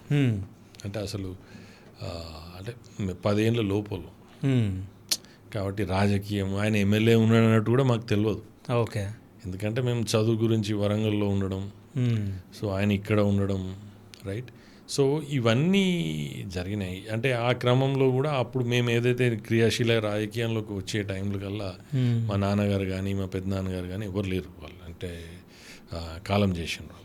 సో బేసిక్గా ఏంటంటే, మేము అంతకుముందు కాంగ్రెస్లో, తెలంగాణ ఉద్యమంలో తీవ్రంగా చేసినాం కాబట్టి మాకు స్వతహాగా నిర్ణయం తీసుకునేటువంటి అవకాశం ఉండి మేము తీసుకున్నాం. ఓకే. అట్లా ఎవరు అది చేయలేదు. ఓకే. సో అంటే ఇక్కడ నుంచి ఇండియా నుంచి ఎవ్వరు అమెరికా వచ్చినా సో మీ ఇంటికి పక్క రావాల్సిందే, మీ ఇంటి దగ్గరనే ఉండాల్సిందే, అంటే మీ దగ్గరికి రావాల్సిందే అని చెప్పేసి ఒకటి ఉండేనంట. అంటే వాళ్ళు మొత్తం పొలిటికల్ లీడర్లు కానీ ఎవరు సెలబ్రిటీస్ ఎవరైనా వచ్చినా సో మీ దగ్గరికి వస్తుండే. ఎగ్జాంపుల్ కేసీఆర్ గారు, కవిత గారు, సో ఇట్లా చాలామంది పొలిటికల్ లీడర్స్ వీళ్ళందరూ. సో తెలంగాణ జాగృతి అని ఇక్కడ ఏర్పడింది. సో ఆల్రెడీ మీరు అమెరికాలో క్రియేట్ చేసిరంటది. సో బతుకమ్మ లెవెల్, సో అవన్నీ అంటే మీరు అనే దాంట్లో కొంచెం నిజం ఉంది. ఓకే. కొంచెం అంటే అందరూ కాదు. ఓకే. జనరల్గా ఏంటంటే అక్కడ చాలా సోషల్గా చాలా ఇన్వాల్వ్ అయ్యేవాడిని నేను. సో కాబట్టి ఎవరు అంటే బేసిక్గా తెలంగాణ ఉద్యమానికి సంబంధించి కొంతమంది లీడర్స్ వచ్చేవాళ్ళు, అందరూ కాదు. కేసీఆర్ గారు రాలేదు, కేటీఆర్ గారు రాలేదు, ఓకే కవిత గారు అక్కడ వచ్చిండ్రు కానీ మన ఇంటికి రాలేదు. ఓకే సో ఇట్లా ఉద్యమానికి సంబంధించినటువంటి నాయకులు, కాంగ్రెస్కి సంబంధించిన కొంతమంది నాయకులు వచ్చింది తప్పితే సో అందరూ అనడంలో కరెక్ట్ కాదు. బట్ చాలా మట్టుకు ఏదో రకంగా హోస్ట్ చేసేవాళ్ళం అక్కడ. ఓకే. సో ఈ బతుకమ్మది ఫస్ట్ మీరు అక్కడ క్రియేట్ చేశారంట అమెరికాలో? అంటే నేను అనుకుంటే ఇప్పుడు ఫస్ట్ నేను తెలంగాణ డెవలప్మెంట్ ఫోరం అనేది ఆల్రెడీ ఎస్టాబ్లిష్డ్, అందులో నేను గ్రాండ్ ప్యాటర్న్గా తీసుకున్నాను. ఎందుకంటే ఈ ఉద్యమం స్టార్ట్ అయ్యే టైంలో మన సంస్కృతి తర్వాత ఈ మన ఆచారం ప్రకారం ఏ విధంగా ఏది పండుగలకు సంబంధించి. ఓకే. సో మేము ఏం చేసినామంటే అప్పుడు ఫస్ట్ ఈ టీడీఎఫ్ ద్వారానే ఒక 19 సిటీలలో యుఎస్లో వివిధ రాష్ట్రాలలో 19 సిటీలలో వివిధ చాప్టర్లు అనమాట. వాళ్ళందరూ ఎక్కడో అక్కడ 20 ఫ్యామిలీలా 10 ఫ్యామిలీలా 50 ఫ్యామిలీలా కలిసి ఇంట్లోనే భోజనాలు వండుకొని అక్కడ ఒక ట్రెండ్ స్టార్ట్ చేసినాం. ఓకే. అది స్లోగా పికప్ అయింది. అది పికప్ అయినాక 2007లో నేను ఎప్పుడైతే బాస్టన్ నుంచి డాలస్ మూవ్ అయినాక అక్కడ డాలస్ ఏరియా తెలంగాణ అసోసియేషన్ ఆధ్వర్యంలో ఒక బ్రహ్మాండమైనటువంటి ఈవెంట్ చేసినాం. అది ఆ ఈవెంట్లో అప్పుడు టీడీఎఫ్ వీళ్ళంతా కలిసి చేసిన దాంట్లో అప్పుడు పురంధరేశ్వరి గారు సెంట్రల్ మినిస్టర్ ఉండే. ఒక ప్యాషనేట్గా తెలంగాణ ఉద్యమం ఇక్కడ అంత ఉధృతంగా జరిగేటప్పుడు అమెరికాలో మేము టీడీఎఫ్ కావచ్చు, ఎన్ఆర్ఐ అసోసియేషన్ కావచ్చు, తెలంగాణ ఎన్ఆర్ఐ అసోసియేషన్ కావచ్చు, డాలస్ ఏరియా తెలంగాణ అసోసియేషన్ కావచ్చు, ఇవన్నింటిలో క్రియాశీలకంగా మా వంతుగా మేము అక్కడుండి కూడా ఇక్కడ ప్రోత్సహిస్తుంటాం. సో కాబట్టి ఇప్పుడు వాళ్ళకు కూడా ఇప్పుడు ఆ లైక్ మైండెడ్ ఉండి ఉత్సాహం ఉండి వాళ్ళు ఆ ప్యాషనేట్గా ఇన్వాల్వ్ అయ్యే వాళ్ళతో దగ్గరికి వస్తారు కదా. సో అట్లా చాలా సందర్భాలలో చాలా మంది రావడము, కలవడము, మేము చిన్న ఈవెంట్స్ పెద్ద ఈవెంట్స్ చేయడం చాలా జరిగినాయి అట్లా. సో అంటే అందులో మాలాంటి వాళ్ళని కూడా కొన్ని సందర్భాలలో కేసీఆర్ గారితో కూడా ఇట్లా మీటింగ్స్ అనగదు కానీ ఇట్లా పిచ్చపాటి కూర్చొని ఎక్స్చేంజ్ చేయడం, మేము అక్కడి నుంచి వచ్చినప్పుడు కలవడం, సో అక్కడ ఏం జరుగుతుందో తెలుసుకోవడం తను. సో ఇక్కడ గురించి కూడా మేము తెలుసుకొని అక్కడికి పోయి చేయడం. అక్కడ కూడా మేము కొన్ని సందర్భాలలో న్యూయార్క్లో కూడా యుఎస్ కాన్సులేట్ ముందు, ఇండియన్ కాన్సులేట్ ముందు తెలంగాణ స్టేషన్ గురించి మేము అక్కడ ప్లకార్డులు పట్టుకొని ఒక టీడీఎఫ్ ఆధ్వర్యంలో చేసిన దాఖలాలు కూడా ఉన్నాయి. ఓకే. అయితే ఇంతకుముందు మీరు మాట్లాడినట్టు అసలు అంటే అభివృద్ధి జరగలేదు పెద్దపల్లి అని చెప్పేసి చెప్పడం జరిగింది. సో పెద్దపల్లి అటు చుట్టుపక్కలలోనే రామగుండం అవన్నీ పెద్ద పెద్ద ఫ్యాక్టరీలు ఉన్నాయి. సో అంటే చాలామందికి నిరుద్యోగులకి ఉద్యోగాలు ఇవన్నీ లభిస్తున్నాయి కదా, అంటే అవి జరగట్లేదా? అదే అంటున్నాను నేను. అనేది ఏంటంటే ఇప్పుడు సరే ఇప్పుడు మా ప్రాంతం నుంచి దాదాపు 1,00,000 కోట్ల పైనటువంటి ఆదాయం ఉందండి ప్రభుత్వానికి వివిధ సంస్థల నుంచి. సో కానీ దాని అనుగుణంగా మాకు ఫేర్ షేర్ రావట్లేదు అనేదే నాది క్వశ్చన్. అది ఓకే. ఇప్పుడు ఫర్ ఎగ్జాంపుల్ సిఎస్ఆర్ ఫండ్స్ ఉంటాయండి, social responsibility, corporate social responsibility కింద. మరి మా ప్రాంతానికి ఎంత ఇస్తున్నారు మీరు? ఓకే. అంటే అక్కడ సరైన నాయకత్వ లోపం ఉంది. అక్కడ ఉన్నటువంటి వ్యవస్థలో కూడా వాళ్ళు ఏం చేస్తున్నారు, ఎవరైతే కొంచెం ఎక్కువ పవర్ ఉందో వాళ్ళు వాళ్ళ ప్రాంతాలకు తీసుకుపోతున్నారు తప్పితే ఇప్పుడు మా దగ్గర ఏంటంటే ఏదో ఇది ఇచ్చినమా అంటే ఇచ్చినట్టు, సో వీళ్ళు ఏదో ఇయ్యంగానే ఇంత తృప్తి పడడం, సో రావాల్సినంత రావట్లేదు. ప్లస్ ఇప్పుడు మీకు అంటే మీకు కొంచెం వివరంగా చెప్తాను. పెద్దపల్లి ప్రాంతమే తీసుకోండి, అందులో పెద్దపల్లి కాన్స్టిట్యున్సీ తీసుకోండి, వ్యవసాయ ఆధారిత ప్రాంతం. సో వరి, పత్తి ఎక్కువ ఉంటుంది మా దగ్గర. ఇప్పుడు ఆ వెరైటీ కానీ ఆడ పండే అటువంటి పంట విత్తనాలకు కూడా చాలా డిమాండ్ ఉంటుంది. తర్వాత ఒకటే మండలంలో దాదాపు 220 చిల్లర రైస్ మిల్లు ఉన్నాయి మా. అది ఏషియాలోనే టాప్ 5లో ఉంటారు. క్రషర్లు ఉన్నాయి, తర్వాత ఇసుక ఉంది, మట్టి గుట్టలు ఉన్నాయి. అది ఇంకొంచెం దూరం పోతే మీకు మా గోదావరి పెద్ద దూరం ఏం కాదు. Singareni, NTPC, RFCL, cement factory. తర్వాత ఇంకోటి ముఖ్యమైన విషయం ఎవరు పెద్ద పట్టించుకోరు, ఎవరు గ్రహించరు, కానీ పర్యాటకం కూడా ఉంది మా దగ్గర. టూరిజం స్పాట్స్ కూడా చాలా ఉన్నాయి. ఏది మన దగ్గర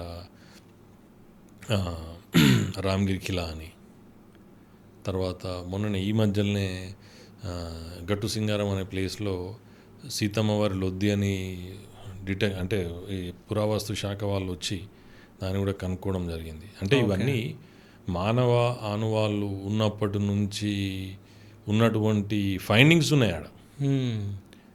ఇప్పుడు అంటే అవి ఎవరు, ఇప్పుడు రామగిరి ఖిలా ఉంది, అక్కడ మాకు తెలుసుకుంటే చెప్పడం ఏం జరిగిందంటే సీతమ్మ వారు తర్వాత రాముల వారు అక్కడ వాళ్ళు కొన్ని రోజులు ఏదైతే అరణ్యంలో వనవాసానికి వచ్చినప్పుడు అక్కడ కొన్ని రోజులు ఉన్నారు అన్నట్టు, ఆనవాళ్ళు ఉన్నాయి ఆడ. కానీ ఆడ రోడే వేయలేదండి ఆడికి. ఓన్లీ శ్రావణమాసం టైంలో చాలామంది మొత్తం మన రాష్ట్రం నుంచి మన మిగతా రాష్ట్రాల నుంచి ఎందుకు వస్తారంటే అక్కడ వనమూలికలు, హర్బ్స్, మెడిసినల్ ప్లాంటేషన్కి సంబంధించి మెడిసినల్ ప్లాంట్స్ ఎక్కడ దొరకని ఆడ దొరుకుతాయట. ఓకే, ఓన్లీ శ్రావణమాసంలో వస్తారు, ఎందుకంటే తర్వాత వర్షాలు దీంతో పైకి పోయే పరిస్థితి ఉండదు. ఒక రోడ్డు కూడా వేయలేదు. మేము దాన్ని కూడా తీసుకొచ్చి బయటికి తీసుకొచ్చినాం. తీసుకొచ్చి ఏం చేసిర్రు, ఏదో చెప్పాలని చెప్పేసి ఒక 4 కోట్లు రోడ్డుకి ఇస్తున్నామని ఇచ్చారు. ఇతరు మొదలు పెట్టలేదు. ఓకే, రోడ్లు అసలు స్టార్ట్ అవ్వాలి. రోడ్ అసలు అంటే ఇప్పుడు మీకు అక్కడ ఉన్నటువంటి అది మళ్ళీ ఇంకోటి ఏంటంటే ఆడ పెద్దపల్లి మంతిని 2 కాన్స్టిట్యున్సీ మధ్యలో వస్తుంది. అది ఏదో కలెక్టర్ వచ్చి మేము 4 కోట్లు ఇస్తున్నామని చెప్పి చెప్పడం, దాన్ని పూర్తి స్థాయిలో మొదలుపెట్టి చేయడం లేదు. రోడ్ వేయాలంటే ఏమవుతుంది, అప్పుడు వెనకటి నుంచి అంటే ముందు ఏ విధంగా అయితే అది శ్రావణ మాసం వస్తున్నదో ఆ ఊరికి సంబంధించినటువంటి అక్కడ ఏదైతే చేయాల్సిన పనులు ఉంటాయో ఆ ఊరు గ్రామంకి సంబంధించిన వాళ్ళు వచ్చి అంత క్లియర్ చేసుకొని కాలినడకన పోయే విధంగానే కొంచెం చేసి పెడతారు. ఓకే, సో నేనేమంటున్నా అంటే ఇప్పుడు ఎన్టీపీసీ ఉందండి. నేను మొన్న మామూలుగా దాని ఆదాయం చూస్తే యాజ్ అ నేషనల్ కార్పొరేషన్ అంటే మొత్తం మన భారతదేశంలో వివిధ రాష్ట్రాలలో వాళ్ళకు కార్పొరేషన్స్ ఉన్నాయి కాబట్టి 1,19,000 కోట్ల టర్నోవర్ అండి వాళ్ళది. ఓకే, ఒక ఎన్టీపీసీదే భారతదేశంలో. అందులో రామగుండం అనేది దక్షిణ భారతదేశంలో సిగ్నిఫికెంట్ కాంట్రిబ్యూషన్ ఉంటుంది. మాకేమొస్తున్నది, రైట్? ఏదో ఇస్తున్నామా అంటే ఇష్టం కాదు, అంటే ఎందుకు అంటే అది వాళ్ళ తప్పు అని కూడా నేను అన్నాడు. అక్కడ సీరియస్గా పాలిటిక్స్ చేసేవాళ్ళు అంత అవగాహన ఉండి ముందు చూపు ఉండి కూర్చొని మాట్లాడి ఏది అని అడిగేవాళ్ళు లేదు. సరే, అఫ్కోర్స్ నేను జిల్లా గురించి మాట్లాడుతున్నాను.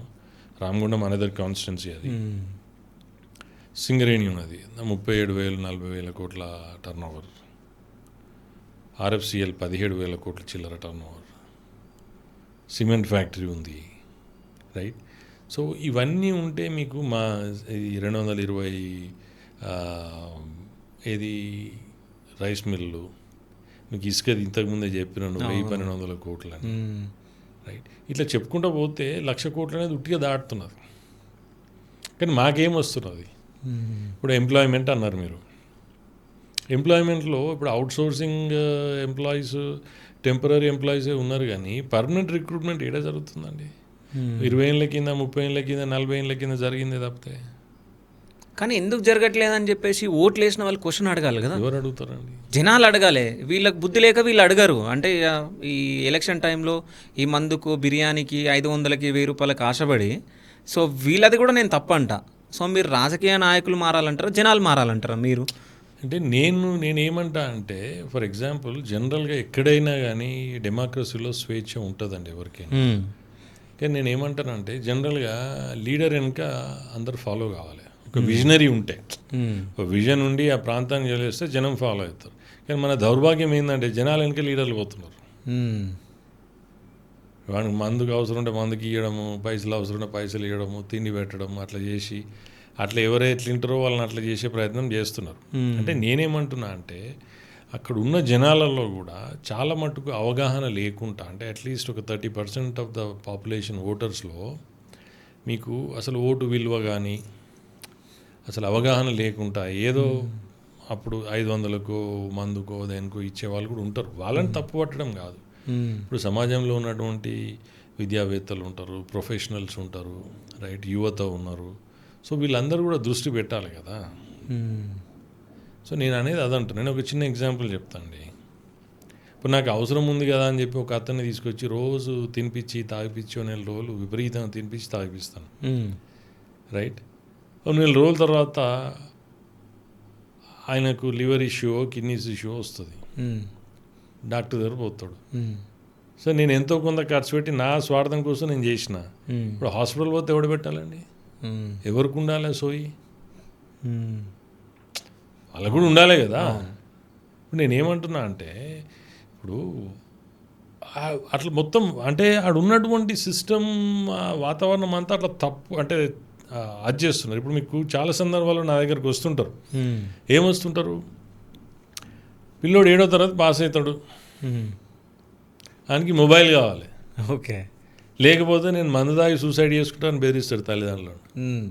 10వ తరగతి పాస్ అవుతాడు, వానికి 2 వీలర్ కావాలి, లేకపోతే మందాగి చనిపోతాను బెదిరిస్తాడు.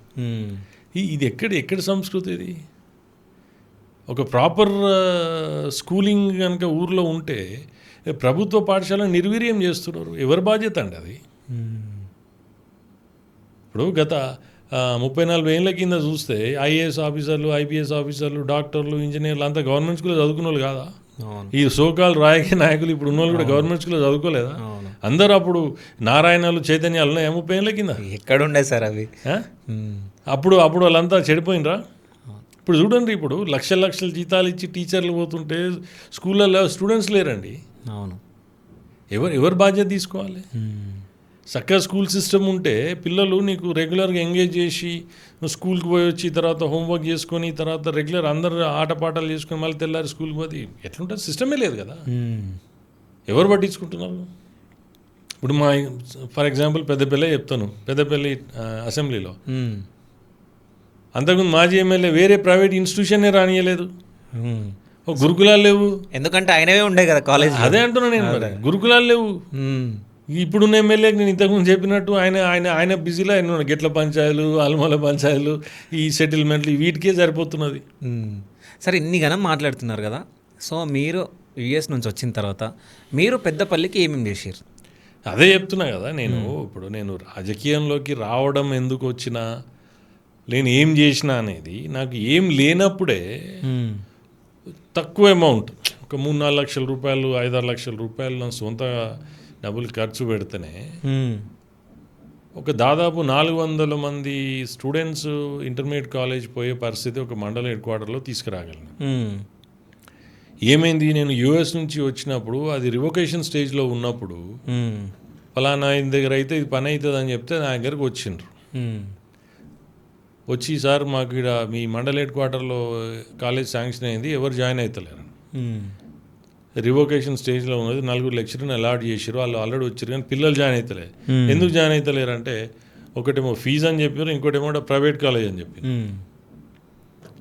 అయితే నేనేమన్నా అంటే సరే ఇప్పుడు మీరు వచ్చి ఏం చేయాలి, ఫీజు కట్టమన్నారు. సరే నేను కడతాను. మరి వచ్చే సంవత్సరం, ఆ తర్వాత సంవత్సరం వీళ్ళేమనుకుంటారు, గవర్నమెంట్ ఈ లెక్చరర్లు, ప్రిన్సిపల్, నేను 6 నెలల్లో, సంవత్సరం, 2 నెలలు ఉంటాను, నేను ఉన్నంతసేపు ఉంటే అయిపోయాను, నా ఆధీనంలో ఉన్నంతసేపు రివొకేషన్ కాకపోతే అయిపోయాను వాళ్ళు అనుకుంటారు. సో ఇట్లా కాదని చెప్పేసి అక్కడున్న యువతను ఇన్వాల్వ్ చేసి, అక్కడ యువతకు కూడా సామాజిక స్పృహ ఉన్న వాళ్ళని తీసుకొచ్చి అక్కడున్న లోకల్ స్కూల్స్కి పోయి 10th క్లాస్ పాస్ అయిన వాళ్ళ మెమోలు తీసుకొచ్చి వాళ్ళని జాయిన్ చేసి ఒక 2 years 3 years వాళ్ళ అంటే కంటిన్యూస్గా దాన్ని మానిటర్ చేసుకుంటూ, యూఎస్ నుంచి వచ్చినప్పుడు కూడా రెగ్యులర్గా వాళ్ళ దగ్గర పోవడం చేసుకుంటూ, అక్కడ వచ్చి అక్కడ ఉన్నటువంటి సిటీ కేబుల్లో అక్కడ ఉన్న వాళ్ళని తీసుకొచ్చి ఆ ప్రిన్సిపల్ తోటి ఒక ప్రైవేట్ కాలేజ్ లెక్చరర్కి, గవర్నమెంట్ కాలేజ్ లెక్చరర్కి, ప్రైవేట్ కాలేజ్ చదువు చెప్పేటోళ్ళకి, గవర్నమెంట్ కాలేజ్ చదువు చెప్పే డిఫరెన్స్ అయిందని, ఒక ప్రైవేట్ కాలేజ్లో ఇంటర్మీడియట్ సెకండ్ ఇయర్ చదివేవాడు టాలెంటెడ్ ఉండి స్మార్ట్ అంటే ఉంటే ఫస్ట్ ఇయర్ కూడా చదువు చెప్పిస్తారు, 5,000 ఎంతో తక్కువ ఇచ్చేసి చెప్తారు కదా అని. అదే మీకు గవర్నమెంట్ కాలేజ్ లెక్చరర్ కావాలంటే డిగ్రీ కావాలి, పీజీ కావాలి, బీఈడీ కావాలి, ఎంట్రన్స్ రాయాలి, ఇవన్నీ వచ్చిన వాళ్ళు ఉండాలి కదా. సో ఇవన్నీ ఉన్నాయి, డిఫరెన్స్ చెప్పండి అని చెప్తే దాన్ని ఒక ప్రాజెక్ట్ లెక్క సిస్టమేటిక్గా మాకున్న ఆలోచనతోటి చేస్తే ఇవాళ 2 రూమ్లు రేకుల కింద ఉన్నటువంటి 2 రూమ్లు ఇవాళ డబుల్ స్టోరీడ్ బిల్డింగ్, దాదాపు 400 పైన స్టూడెంట్స్. అప్పుడు అందులో నేను ప్రత్యేకంగా శ్రద్ధ తీసుకొని చేసిన వాళ్ళు 2 గవర్నమెంట్ ఉద్యోగాలు రావడం, రెక్కాడితే డొక్కాడని పరిస్థితుల్లో ప్రైవేట్ ఉద్యోగాలు చేసుకోవడం, ఇంకేం కావాలండి? ఏం లేనప్పుడే చేసినాం. దాంతోపాటు మోడల్ స్కూల్ వచ్చింది మండల్ హెడ్ క్వార్టర్స్కి, గవర్నమెంట్ జాగలేదని 2 సార్లు రిజెక్ట్ చేసిండ్రు. ఓకే. నేను ఇంటర్మీడియట్ కాలేజ్ చేసే క్రమంలో ఈ ఇష్యూ ఈయనైతేనే కరెక్ట్ అని నా దగ్గరికి తీసుకొచ్చారు. మళ్ళీ దాన్ని అక్కడున్న మా ఫ్యామిలీ మెంబర్స్తో వాళ్ళు కింద పని చేసి తర్వాత ఇప్పుడున్న ఎమ్మెల్యే అప్పుడు ఎమ్మెల్యే ఉండే ఆయన లేనిపోని అన్ని కథలు పడితే అవన్నీ కూడా సెట్ చేసుకుని తీసుకొచ్చేసి మా ఊర్లో 5 ఎకరాలు గవర్నమెంట్ భూమి ఉంటే దాన్ని అలాట్ చేయించి ఇప్పుడు ఒక 600 మంది స్టూడెంట్స్ పెద్దపల్లి చుట్టుపక్కల నుంచి రోజు వస్తారు. Medium of instruction English 6th నుంచి 12th వరకు. ఓకే. రైట్, 1000 మంది ఇక్కడే పోతున్నారు కదండి, మీద లెక్కలే. ఇప్పుడు హెల్త్ కేర్ కోస్లా ఫౌండేషన్ తోటి 2019లో యూఎస్ బేస్డ్ ఆర్గనైజేషన్ ఇక్కడ మా ఫ్రెండ్స్ నెట్వర్క్ అందరితో కలిసి ఒక 30 లక్షలు విలువ చేసే అటువంటి 10 బెడెడ్ ఐసీయూ గవర్నమెంట్ హాస్పిటల్ తీసుకొచ్చినాం. ఎంత దౌర్భాగ్యమైన పరిస్థితి అంటే అప్పుడున్నటువంటి టీఆర్ఎస్ ఎమ్మెల్యే అది ఇంత సోయి లేకుండా నా ఆలోచన ఏంటంటే ఎమర్జెన్సీ సిచ్యువేషన్లో ఎవరైతే ఎంత డబ్బున్నోడైనా ఎవడైనా నీకు అరగంటలో అందాల్సిన ట్రీట్మెంట్ అందకపోతే ఏ డబ్బు ఏం చేసుకుంటావు నువ్వు? అదే ఒక ఐసీయూ ఉందనుకోండి, ఆ ఎమర్జెన్సీ సిచ్యువేషన్స్లో వైటల్ని స్టేబిలైజ్ చేసి బీపీ కావచ్చు, బ్లడ్ షుగర్ కావచ్చు, ఆక్సిజన్ లెవెల్స్ కావచ్చు, ఇంకేమైనా కావచ్చు, అవన్నీ స్టేబిలైజ్ చేసినాక నీ స్తోమత బట్టి నువ్వు దుబాయ్ పోతావు, అమెరికా పోతావు, ఢిల్లీ పోతావు, హైదరాబాద్, నీ ఇష్టం అది. కానీ ఆ 10 నిమిషాలు అరగంట అందాల్సింది అదే కదా. అదే పెద్ద పెళ్ళి ఉంటే ఎవరికో ఇప్పుడు దగ్గర 10 నిమిషాల్లో పోయి హాస్పిటల్ జాయిన్ అయితే ఒక జీవనం అయితే మనం కాపాడిన వాళ్ళం అవుతాం కదా. ఆ సోయి లేకుండా కూడా అన్నీ వచ్చినాక ఆ డంప్ చేసినాక అన్నీ తీసినాక దాన్ని ఎస్టాబ్లిష్ చేయనీయడు, ఎందుకంటే నాకు పేరు వస్తుంది. ఓకే. అంటే అంత దుర్మార్గంగా ఆలోచించేటువంటి వాళ్ళు ఉంటే సమాజం ఏం బాగుపడుతుందండి? ఇంత స్వార్థం ఉండదు కదా. నేను అట్లా కూడా చెప్పిన, నేను లిటరల్గా నువ్వే పోయి రిబ్బన్ కత్తిరించుకో, నేను రానని కూడా చెప్పిన నేను. అయినా కానీ అట్లుంటుంది వాళ్ళది. ఓకే. స్వార్థం అనేది ఉంది. అంటే స్వార్థ రాజకీయాలు, ఈ వర్గ రాజకీయాలు, కుల రాజకీయాలు, ఇవే మొత్తం మన ఇండియా మొత్తం అవే ఉన్నాయి నిజం చెప్పాలంటే. ఈ కుల రాజకీయాలను, ఈ వర్గ రాజకీయాలను, వీటిని చూస్తుంటే ఏమనిపిస్తుంది మీకు? అంటే ఇప్పుడు నాకు అనిపించేది ఏంటంటే అన్ఫార్చునేట్గా డెమోక్రసీలో మనం వీటిని తీయలేమండి ఇప్పుడు అసలు. రైట్, కానీ నేనేమంటున్నా అంటే నిజంగానే వాళ్ళకి ఇటువంటి తోటి లాభం జరుగుతుందంటే అది ఒక సెక్షన్ ఆఫ్ పీపుల్, అంటే మెజారిటీకి లాభం జరుగుతుందంటే మనం ఇంప్లిమెంట్ చేయడంలో తప్పులేదు. ఇప్పుడు కాంగ్రెస్ వాళ్ళు ఈ రాజకీయ ప్రక్రియలో భాగంగా ఎలక్టోరల్ ప్రాసెస్లో భాగంగా 42% ఇస్తా అన్నారు.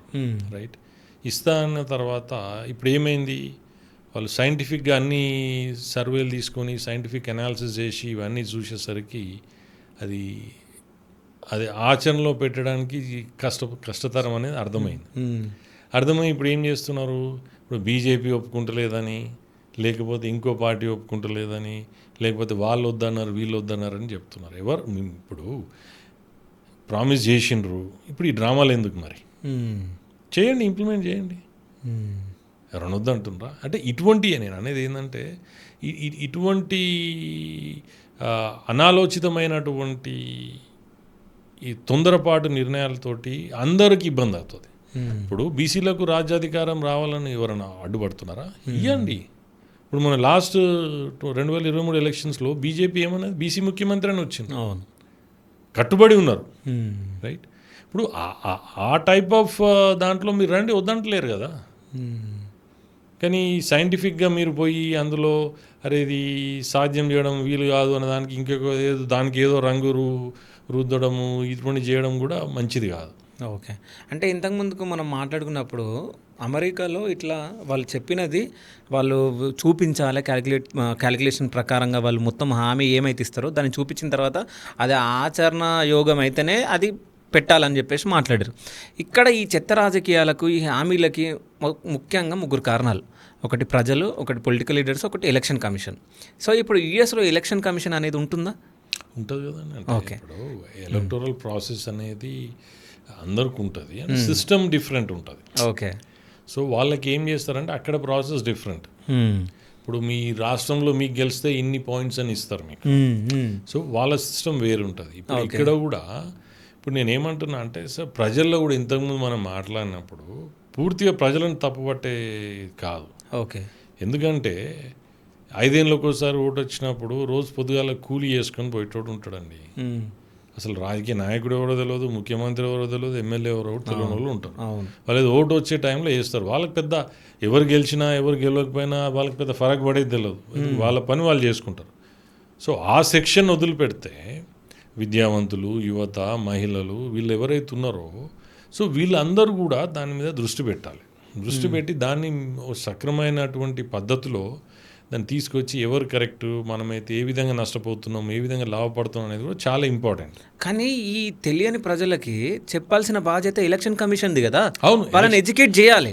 ఇప్పుడు నేనేమంటున్నా, ఎలక్షన్ కమిషన్ది ఇండిపెండెంట్ బాడీ అది. ఓకే. రైట్, ఎవరితోటి వాళ్ళు ఇన్ఫ్లుయెన్స్ కావద్దు, వాళ్ళకి అథారిటీ ఉంటుంది. కానీ అంటే మన దౌర్భాగ్యం ఏంటంటే ఇప్పుడు కాంగ్రెస్ పార్టీ ఉన్నది, దాదాపు 60 ఏళ్ళ పైన పాలించారు. రైట్, పాలించినప్పుడు వాళ్ళకి అవసరం ఉన్నప్పుడు అప్పుడు ఈ సిస్టంలో అన్నీ ఉన్నాయి. ఇండిపెండెంట్ బాడీ కాబట్టి ఆ ఫ్రేమ్ చేసి ఉన్నాయి, రూల్స్ అన్నీ ఉన్నాయి. కానీ వాళ్ళు వాళ్ళకు అనుకూలంగా ఉపయోగించుకున్నారు. అదే మీరు టిఎన్ శేషన్ గారు ఎలక్షన్ కమిషనర్గా అయినరు. అయినప్పుడు ఒక సంచలనాత్మకమైనటువంటి నిర్ణయాలు తీసుకొని ఒక అలజడి సృష్టించారు. ఈవీఎం మెషిన్లు కావచ్చు, తర్వాత వాల్ రైటింగ్స్ కావచ్చు, అకౌంటబిలిటీ, రెస్పాన్సిబిలిటీ, ఇప్పుడు ఆదాయం అంటే ఇప్పుడు మనం ఖర్చు పెట్టేది కూడా అకౌంటబిలిటీ తీసుకొని అందరినీ నిఘా పెట్టి చేయడం అనేది అది ఇంకా గట్టిగా చేయాలి. అది ఇంకా గట్టిగా చేసి స్పెండింగ్ అనేది మీరు ఏ విధంగా చేస్తున్నారు? ఇప్పుడు టెక్నాలజీ వచ్చిందండి, తగ్గియండి. మీ చేతిలో చాలా ఉన్నాయి, మీరు తలుచుకుంటే ఏదైనా చేయొచ్చు. వాళ్ళు కూడా ఆడ నేను ఒక అందుకు చెప్పాలంటే పూర్తి స్థాయిలో వాళ్ళ బాధ్యత పూర్తి స్థాయిలో నిర్వర్తిస్తలేరు. కాబట్టి అది కూడా ఇంకా చేయాలి. ఇప్పుడు రాజకీయ నాయకులు ఇప్పుడు అందరు అయితేనే అవుతుందండి. ఇటువంటి ప్రజాస్వామ్యంలో అందరు ఇన్వాల్వ్మెంట్లు ఉండి సమాజ హితం కోరుకుంటేనే అవుతుంది అది. ఇంకా దాన్ని దిగజార్చాలంటే ఈ విధంగా ఉంటుంది. సో అవుతుంది అనుకుంటే ఎప్పుడు అవుతుంది అసలు? అదే అంటున్నా. ఇప్పుడు స్టేషన్ లాంటి వాళ్ళు వచ్చిండ్రు, నిర్ణయం తీసుకున్నారు, మార్పు వచ్చింది కదా. కానీ ఇప్పుడు అట్లా కూడా ఇంకా కంటిన్యూ కావాలి. సో అంటే యూఎస్కి మన ఇండియాకి డిఫరెన్స్ ఏముందంటే ఏమని చెప్తారు? అంటే చెప్పాలంటే ఇప్పుడు ఆడ ఓటింగ్ పర్సంటేజ్ చాలా తక్కువ అండి. ఓకే, చాలా తక్కువ. 40%, 30%, 50% అయితే మహా ఎక్కువ ఆడ. సో అక్కడ పాలిటిక్స్ మీద ఇక్కడున్నంత శ్రద్ధ ఉండదు. ఓకే, అంటే బీరు, బిర్యానీలు ఇట్లా ఎవరు ఇయ్యరు ఆడ. వాళ్ళు ఇండిపెండెంట్గా ఒపీనియన్ ఫ్రేమ్ చేసుకుని దేశం కోసము, వాళ్ళ కోసము. ఇప్పుడు ఫర్ ఎగ్జాంపుల్ మీకు కొన్ని చెప్తాను. ఎంత బ్యూటిఫుల్ సిస్టమ్ అంటే కొన్ని సిటీస్ ఉంటాయి. సిటీస్లో ఈ రాజకీయ నాయకులు ఇన్వాల్వ్మెంట్ లేకుంటే ఏం చేస్తారంటే, మనం ఓట్లు వేస్తాం కదా, ఓట్లు వేసేటప్పుడు ఆ ఓటింగ్ బ్యాలెట్లో కూడా కొన్ని సిటీస్ లిక్కర్ బ్యాన్ చేస్తాయి. ఓకే, ఈ మద్యం బ్యాన్ చేస్తారు. బ్యాన్ చేసినప్పుడు ఏం చేస్తారంటే ఆ ఓటింగ్లోనే వీళ్ళు ఒక బ్యాలెట్లో కావాలన్నా వద్దా అని జనాలని అడుగుతారు. Okay, right. ఆ నిర్ణయం ప్రకారం తీసుకుంటారు. అప్పుడు ఈ నాయకుడు దొంగ, వాడు దొంగ, వాడలంగా అనాల్సిన అవసరం లేదు కదా. సో ఇప్పుడు చిత్తశుద్ధితో చేయాలంటే అన్నీ చేయొచ్చండి. కానీ నేను అదే అంటున్నా, ఇక్కడికి తేడా ఏంటంటే ఇప్పుడు మనకు ఈవీఎం వాడతాం. ఇప్పుడు కాంగ్రెస్ చూస్తున్నాం. ఇప్పుడు తెలంగాణలో గెలిచిండ్రు, కర్ణాటకలో గెలిచిండ్రు, హిమాచల్ ప్రదేశ్లో గెలిచిండ్రు. అక్కడేమో ఈవీఎంలు మంచియే, మిగతా దగ్గర మాత్రం ఈవీఎంలు ట్యాంపర్ చేసిండ్రు. రైట్. ఇక ఓట్ చోరీ. ఇక ఇక్కడ వీళ్ళు గెలిచినప్పుడేమో సక్రమమైంది, అక్కడ గెలిచినప్పుడేమో తప్పు జరిగింది. ఇప్పుడు మన పిసిసి ప్రెసిడెంట్ గారు వచ్చి ఈ యాత్రలో భాగంగా 8 మంది ఎంపీలు ఓటు చోరీతో గెలిచారట బీజేపీ వాళ్ళు. అంటే బీజేపీకో ఎలక్షన్ అయింది, కాంగ్రెస్కో ఎలక్షన్ అయింది. అంటే ఈ విధమైనటువంటి అనాలోచితమైనటువంటిది ఏదో బట్టగాల్చి మీదేయడం అనేది వాళ్ళు అట్లా మాట్లాడినప్పుడు ఎలక్షన్ కమిషన్ కూడా మాట్లాడాలి. అంటే వాళ్ళపైన చర్యలు తీసుకోవాలి. ఈ ఎలక్షన్ కమిషన్ చర్యలు తీసుకోదు. ఇప్పుడు నోటుకు ఓటు అనేది అదొకటి, ఈ బిర్యానీలు ఇవి పంచుతుంటే కూడా సో అసలు ఏం చేయలేకపోతుంది ఎలక్షన్ కమిషన్. సో వీటన్నిటిని అరికట్టాలంటే అసలు ఏం చేయాలి? ఇప్పుడు నేను ఏమంటున్నా, ఇప్పుడు ఎలక్షన్ కమిషన్ ఇప్పుడు నోటిఫికేషన్ వచ్చినాక గ్రౌండ్లోకి వస్తారు మీరు, అవును. రైట్? అంతకుముందు ఎడిపోయిందండి. ఇప్పుడు నెల రోజుల ముందు ఏం చేస్తారు చెప్పండి? ఇప్పుడు నెల రోజుల ముందు వచ్చి ఏం అరికడతారు? ఇప్పుడు కొన్ని సందర్భాలల్లో రూలింగ్ గవర్నమెంట్ అక్కడ ఉన్న అధికారులతోనే ఇవన్నీ చేయించినాయి కదా. ఈ పంచడాలు, ఇయ్యడాలు, ఇచ్చడాలు అని అధికారులతో చేయించిన దాఖలాలు కూడా దొరికినాయి. ఏం చేశారు? కానీ మార్పు రావాలంటే సమాజ హితం కోరుకొని సమాజం బాగుపడాలి, అందులో మనం ఉండాలి అనుకోవాలి. కాలని గుడి లింగాన్ని మింగాలి, నా కడుపే నిండాలి, అందరూ నష్టపోవాలంటే వాళ్ళతో ఏం చేస్తాం? అది జనాల దగ్గర కూడా రెస్పాన్సిబిలిటీ ఉందండి తప్పకుండా. జనం ఇప్పుడు వీళ్ళంతా ఈ నాయకులు, ఈ మినిస్టర్లు, ఎమ్మెల్యేలు, తర్వాత ఈ చీఫ్ మినిస్టరు, వీళ్ళు ఎవరైనా కానీ ఓటుకు పుట్టిన వాళ్ళే కదా. అంటే మనం లోకల్ లాంగ్వేజ్ ఓట్లు వేస్తే గెలిచిన వాళ్ళే కదా. ఇప్పుడు అది ఇప్పుడు ఓటర్ కూడా చాలా మట్టుకు ఏమనుకుంటున్నాడు, ఏంది నాకెందుకు తీ అనుకుంటున్నాడు. ఇంతకుముందు మీకు నేను చెప్పినట్టు, ఇప్పుడు నా అవసరం కోసం నేను వాడుకొని అది మీకు మేజర్ ఇష్యూ అయినప్పుడు నేను ఎందుకు వస్తా అండి? నేను అవన్నీ జరుగుతున్నాయి, గ్రహించాలి కదా. సో ఇవన్నీ కాలం అంటే క్రమేణా సరైన వాళ్ళు వచ్చి, ఇప్పుడు ఇంకోటి కూడా చెప్తాను మీకు. ఇంకోటి బ్యూటిఫుల్, యుఎస్లో మీకు కొన్ని సందర్భాలలో 80-20 సిస్టమ్ అంట. నేను జనరల్గా స్టాఫింగ్ కంపెనీ చేసేటప్పుడు జనరల్గా కన్సల్టెంట్లు ఏం చేస్తారంటే, కంపెనీకి 20% ఇచ్చి 80% బిల్లింగ్ వాళ్ళు తీసుకుంటారు. Okay, right? అది ఇప్పుడు ఎట్లుందో తెలియదు కానీ అప్పుడు పాపులర్ ఉండే. ఓకే. అయితే దాన్ని నేను మీకు అక్రాస్గా జనరిక్గా జనరలైజ్ చేసి చెప్తాను. ఒక కంపెనీ అయినా, ఒక పార్టీ అయినా, ఒక ఫ్యామిలీ అయినా, లేకపోతే ఏదైనా ఒక సిస్టంలో 20% అనేవాళ్ళు సిస్టమేటిక్గా తూచా తప్పకుండా ఫాలో అవుతారు. వాళ్ళ కాంట్రిబ్యూషన్ చాలా 80% ఉంటుంది. ఏది ఆ కంపెనీ నడవడము, సిస్టమ్ నడవడము, ఈ 20% వాళ్ళు 80% ప్రొడక్టివిటీ రిజల్ట్స్ చూపెడతారు. మిగతా 20% 80% వాళ్ళు చూపెడతారు. ఈ 80%లా మీకు దొంగ ఉంటాడు, లంగ ఉంటాడు, చీటర్ ఉంటాడు, సగం పని చేసేటోడు ఉంటాడు, ఎగ్గొట్టోడు ఉంటాడు, అన్ని రకాలు ఉంటారు. కాబట్టి నేనేమంటున్నా అంటే ఈ 20% సిస్టమ్ అనేది కరెక్ట్ ఉండాలి.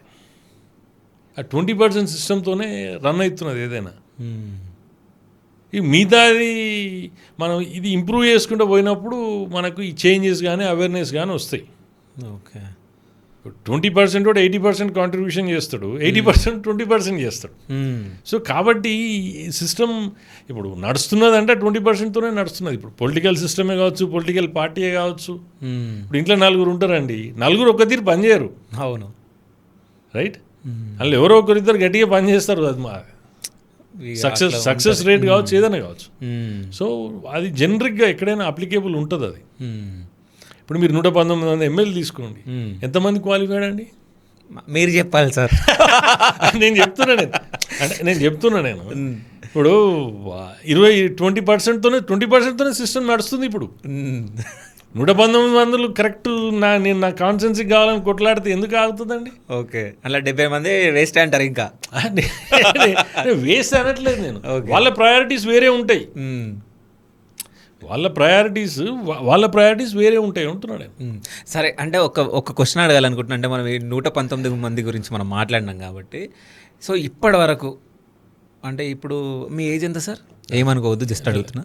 51. సో ఈ ఇన్ని ఇయర్స్లో అసలైన లీడర్ ఈయన అన్న పేరు ఏదన్నా ఒకటి ఉందా? అంటే మీరు జనరిక్గా నాకు అనిపించిన దాంట్లో, అంటే నా ఊహ తెలిసినప్పటి నుంచి వచ్చిన దాంట్లో నేను ఇప్పుడు మోడీ గారిని చూస్తానండి. ఓకే. అంటే మోడీ గారు గత 10-14 ఏళ్ళ నుంచి చేస్తున్నటువంటి, అంటే నేను 98లో అమెరికా పోయినప్పుడు ఉన్న పరిస్థితులు, అక్కడ భారతదేశం నుంచి వచ్చిండ్రు అంటే అక్కడ వాళ్ళ వ్యవహార శైలి, మన పట్ల వాళ్ళు ఇచ్చే రెస్పెక్ట్ కానీ అప్పుడు ఎట్లుంది ఇప్పుడు ఎట్లుందని మేము ఇన్నేళ్ళ నుంచి చూస్తున్నాం. కాబట్టి ఇప్పుడు 2014 నుంచి ఇప్పటి వరకు ఏదైనా స్కాములు జరిగినాయండి? రైట్? ఇప్పుడు ఇన్ఫ్రాస్ట్రక్చర్ వైజ్ నితిన్ గడ్కరీ గారు ఇన్ఫ్రాస్ట్రక్చర్, రోడ్స్, హైవేస్ ఎంత అద్భుతంగా జరుగుతున్నాయండి. అవును. రైల్వేస్ ఎంత అద్భుతంగా జరుగుతున్నది. అంటే మీరు ఇప్పుడు మోడీ గారి క్యాబినెట్లో చూస్తే అమిత్ షా గారు ఒక టైప్ ఆఫ్ స్ట్రెంగ్త్, అంటే తన కేపబిలిటీస్ తీసుకొస్తారు దేశం సెక్యూరిటీ భద్రత విషయంలో. తర్వాత Jaishankar external affairs minister, diplomacy, సరైన వాళ్ళు సరైన ప్లేస్లో ఉంటే ఒక అద్భుతం చేయవచ్చు. ఇప్పుడు అశ్విని వైష్ణవ్ గారు వచ్చారు, ఈజ్ హైలీ క్వాలిఫైడ్, యుఎస్లో పనిచేసినారు, అంటే రెప్యూటెడ్ ఇన్స్టిట్యూషన్స్లో చదువుకున్నారు, వాళ్ళు సరైన దాంట్లో చేస్తున్నారు. మీకు జయశంకర్ గారి గురించి చెప్పిన తర్వాత నితిన్ గడ్కరీ గారు హైవేస్, ఇన్ఫ్రాస్ట్రక్చర్ ఇవన్నీ మీరు చూస్తున్నారు, మనం చెప్పుడు కాదు, చూస్తున్నాం. రైట్. ఇప్పుడు మోడీ గారు వీళ్ళందరినీ ఒక టీం తీసుకొని ఇంటర్నేషనల్లో ప్రపంచంలో ఎక్కడైనా ఏదైనా నిర్ణయాత్మకమైన నిర్ణయం జరుగుతుందంటే భారతదేశం ప్రమేయం లేకుంటే జరగట్లేదు. అవును. రైట్. ఎందుకు అవుతున్నాయి ఇవి? ఇప్పుడు మీరు మోడీ గారి క్యాబినెట్లో కూడా చూడండి, దాదాపు ఒక 20-30% ఎన్ఆర్ఐస్ ఉన్నారు. కీలకమైన బాధ్యతలు భారతదేశం ఇవాళ ఈ స్థితిలో ఉండడానికి వాళ్ళ కాంట్రిబ్యూషన్ కూడా చాలా ఉంది. మీరు అబ్జర్వ్ చేసిండ్రా? సో ఇట్లా చెప్పుకుంటూ పోతే ఒక్కొక్క దాంట్లో ఇప్పుడు ఊకే ప్రతిసారి సర్దార్ వల్లభాయ్ పటేల్ని ఎందుకు గుర్తు చేసుకుంటారండి మన తెలంగాణలో? కానీ ఇప్పుడు ఈ మధ్యకాలంలో చాలామంది మాట్లాడు ఓట్ చోరీ అన్నారు. అప్పుడు ఆయనకు 14 ఓట్లు వచ్చిండ్రు. ఓట్ చోరీ ఒక్కోటి వచ్చినాడు, ప్రైమ్ మినిస్టర్ అయిన 14 వచ్చినాడు. ఓట్ చోరీ ఎవడు చేసాడు? ఇదంతా అంటే ఇప్పుడు ఇప్పుడు ప్యాషనేట్ లీడర్స్ కావాలండి. ఇప్పుడు జయశంకర్ గారు ఉన్నారు, ఒక ప్యాషన్తోని మన దేశం గురించి కొట్లాడుతున్నారు. మోడీ గారు ఉన్నారు, దేశం ధర్మం గురించి అంటే చేస్తున్నారు. అమిత్ షా గారు ఉన్నారు, అంటే ఇట్లా పీయూష్ గోయల్ గారు ఉన్నారు. తర్వాత అంటే ఇంకొక స్టైల్ ఆఫ్ దాంట్లో అంతకుముందు మన మధ్యప్రదేశ్ చీఫ్ మినిస్టర్ ఉండే చూసిండ్రండి, శివరాజ్ చౌహాన్ గారు. ఓకే, 3 సార్లు చీఫ్ మినిస్టర్ అండి. రైట్. ఆయనది ఒక స్టైల్, ప్యాషనేట్గా. రైట్. ఇప్పుడు యంగ్ లీడర్షిప్ కూడా అవేర్నెస్ కావాలి. మన దగ్గర దౌర్భాగ్యమైన పరిస్థితి ఏమవుతుందంటే చాలా మట్టుకు చదువుకున్న వాళ్ళు అలా తెలివినంతా ఈ దుర్మార్గపు నిర్ణయాలు, అంటే ఈ అనెథికల్ వేస్లో సంపాదించడంలో ఎక్కువ వాడుతున్నారు తప్పితే సరైన రీతిలో చేయట్లేదు. ఇప్పుడు 70 ఏళ్ళు దగ్గర 70 ఏళ్ళు కాంగ్రెస్ పరిపాలించిందండి. 5 ఏళ్ళు పాలించిందంటే కనీసం 1-2 స్కామ్లు లేకుంటే ఎప్పుడు లేదు. 14 ఏళ్ళు. రైట్. అంటే దాదాపు 10 అంటే ఇప్పుడు 11-12 ఇయర్స్ అవుతున్నది. 2014 నుంచి ఏమైందండి? అంటే ఇంత మంచి బ్యూటిఫుల్ లీడర్స్ ఉన్నారు, మన దగ్గర కూడా ఉన్నారు, కానీ మనం రావాలంటే భయపడుతున్నారు యువత రాజకీయాలకు. మన దగ్గర ఎవరున్నారు? 2-3 పేర్లు చెప్పండి. ఇక్కడ అంటారా? అవును. ఇక పేర్లు తీసుకుంటే ఎందుకు లేదు, వాళ్ళని అడ్జస్ట్ చేయడం కాదు సార్, అన్నిగానే పేర్లు తీసుకురు మీరు. ఇప్పుడు సెంట్రల్ ఎవరు ఉన్న వాళ్ళ నార్త్ వాళ్ళే తీసుకురు. అవును. సో మన తెలుగులో పేర్లు, మన స్టేట్ లో పేర్లు చెప్పండి. నేను చెప్తానండి. ఓకే, ఇప్పుడు నేను చెప్తానండి. ఇప్పుడు కాట్పల్లి వెంకటరమణారెడ్డి ఉన్నారండి. రైట్. నిన్న మొన్న న్యూస్ చూసిరా సార్? వరదలు వచ్చి అసలు వస్తలే అంటే అసలు ఎక్కడ పోయింది అని అంటున్నారు. అంటే ఇప్పుడు వేరే పార్టీలు చేస్తారు, కానీ ఇప్పుడు ఆయన నిస్వార్థంగా నిజాయితీగా ప్రజల కోసం ఆయన కష్టపడి, అదే ఒప్పుకుంటా నేను, అదే అంటున్నా. ఇప్పుడు అన్ఎక్స్పెక్టెడ్గా వచ్చింది. ఇప్పుడు బండి సంజయ్ గారు ఉన్నారు. బండి సంజయ్ గారు ఒక సామాన్య కార్యకర్త నుంచి ఎదగలేదా పైకి? ఎంత ఆటపోట్లు ఎదుర్కొన్నారు. అంటే నమ్మిన సిద్ధాంతం కోసం ఆయన అయితే అట్లనే పట్టుకున్నాడు కదా. రైట్. కిషన్ రెడ్డి గారు ఉన్నారు, డాక్టర్ లక్ష్మణ్ గారు ఉన్నారు. రైట్. ఇప్పుడు ఇప్పుడు నేనేమంటున్నా అంటే ఈటల రాజేందర్ గారు ఉన్నారు, ఒక మంచి ఉద్యమకారుడు, ఉద్యమ నాయకుడు. సరే మీరు భజన చేస్తుర్రు, భజన వద్దు. భజన కాదు నేను అనేది. అంటే ఇప్పుడు నేను నాకు తెలిసి దగ్గర నుంచి చూసిన వాళ్ళే చెప్తున్నాను. ఓకే, సరే మీరు ఎవరి వర్గం? అంటే కొన్ని వర్గాలు ఉన్నాయి బీజేపీలో కూడా ఈడ. నేను అదే అంటున్నాను. నేను ఇప్పుడు భజన కానీ వర్గం కానీ చేస్తుంటే నేను ఇట్లెందుకు ఆటుపోట్లకు గురవుతాండి నేను. ఓకే. ఇప్పుడు ఈ మోసటోన్ని అయితే నేను ఇట్లెందుకుంటా నేను. సో బీజేపీలో కూడా ఆటుపోట్లకు గురైతురు. అంటే అన్నిట్లలో ఉంటుందండి, రాజకీయం సహజం అది. ఓకే. ఇప్పుడు ఎక్కడైనా ఏ పార్టీలో అయినా కానీ అది ఉంటుంది. ఇప్పుడు నేనేమంటున్నా అంటే కమలం పువ్వు జెండా కింద పనిచేస్తోని, నేను మోడీ గారి నాయకత్వంలో పనిచేస్తోని, జాతీయ అధ్యక్షుడి నాయకత్వంలో, రాష్ట్ర అధ్యక్షుడి నాయకత్వంలో. ఇప్పుడు మీరు మళ్ళీ ప్రాంతానికి మళ్ళీ కిందికి జిల్లా స్థాయికి వస్తే ఇప్పుడు మా దగ్గర వస్తే సంజయ్ గారు ఉన్నారు, రైట్. ఇప్పుడు ఆ సిస్టంలో ఫాలో అవుతున్నాం మేము, అంతేగాని లేకపోతే రోజు పొద్దుగాల దగ్గర పోయి ఇది చేసుడు అట్లని కాదు కదా. మేము కూడా నమ్మిన సిద్ధాంతానికి ఒక సిస్టంలో ఫాలో అవుతున్నాం మేము. అయితే ఇప్పుడు ఇక్కడ మనం చూసుకుంటే అంటే మా అమెరికాలో మీరు ఉండొచ్చారు కాబట్టి, సో ఇప్పుడు ట్రంప్కి మన ఇండియాకి పడట్లే, అంటే యూఎస్కి ఇండియాకి పడట్లే. ఇప్పుడు 50% వస్తువులపైన ట్యాక్స్ వేయడం ఇవన్నీ చూస్తే, సో మన ఇండియన్స్కి అక్కడ సేఫ్ ఉంటుందా అమెరికాలో? ఇప్పుడు ఒక్కటే అండి, సింపుల్ లాజిక్ అది. అవసరం ఉంటే అమెరికా వ్యవహార శైలి ఒక తీరు ఉంటుంది, అవసరం లేకపోతే ఒక శైలి ఉంటుంది. సింపుల్ అది. కాబట్టి ఈ టారిఫ్స్ తోటి వాళ్ళు ఏదో భయపడితే మనం భయపడతామని, లేకపోతే ఇంకేదో అవుతుందని అంటే ఇది చాలా లోతైన సబ్జెక్టు, చాలా కాంట్రవర్షియల్ సబ్జెక్టు. అంటే ఇది ఎట్లుంటుందంటే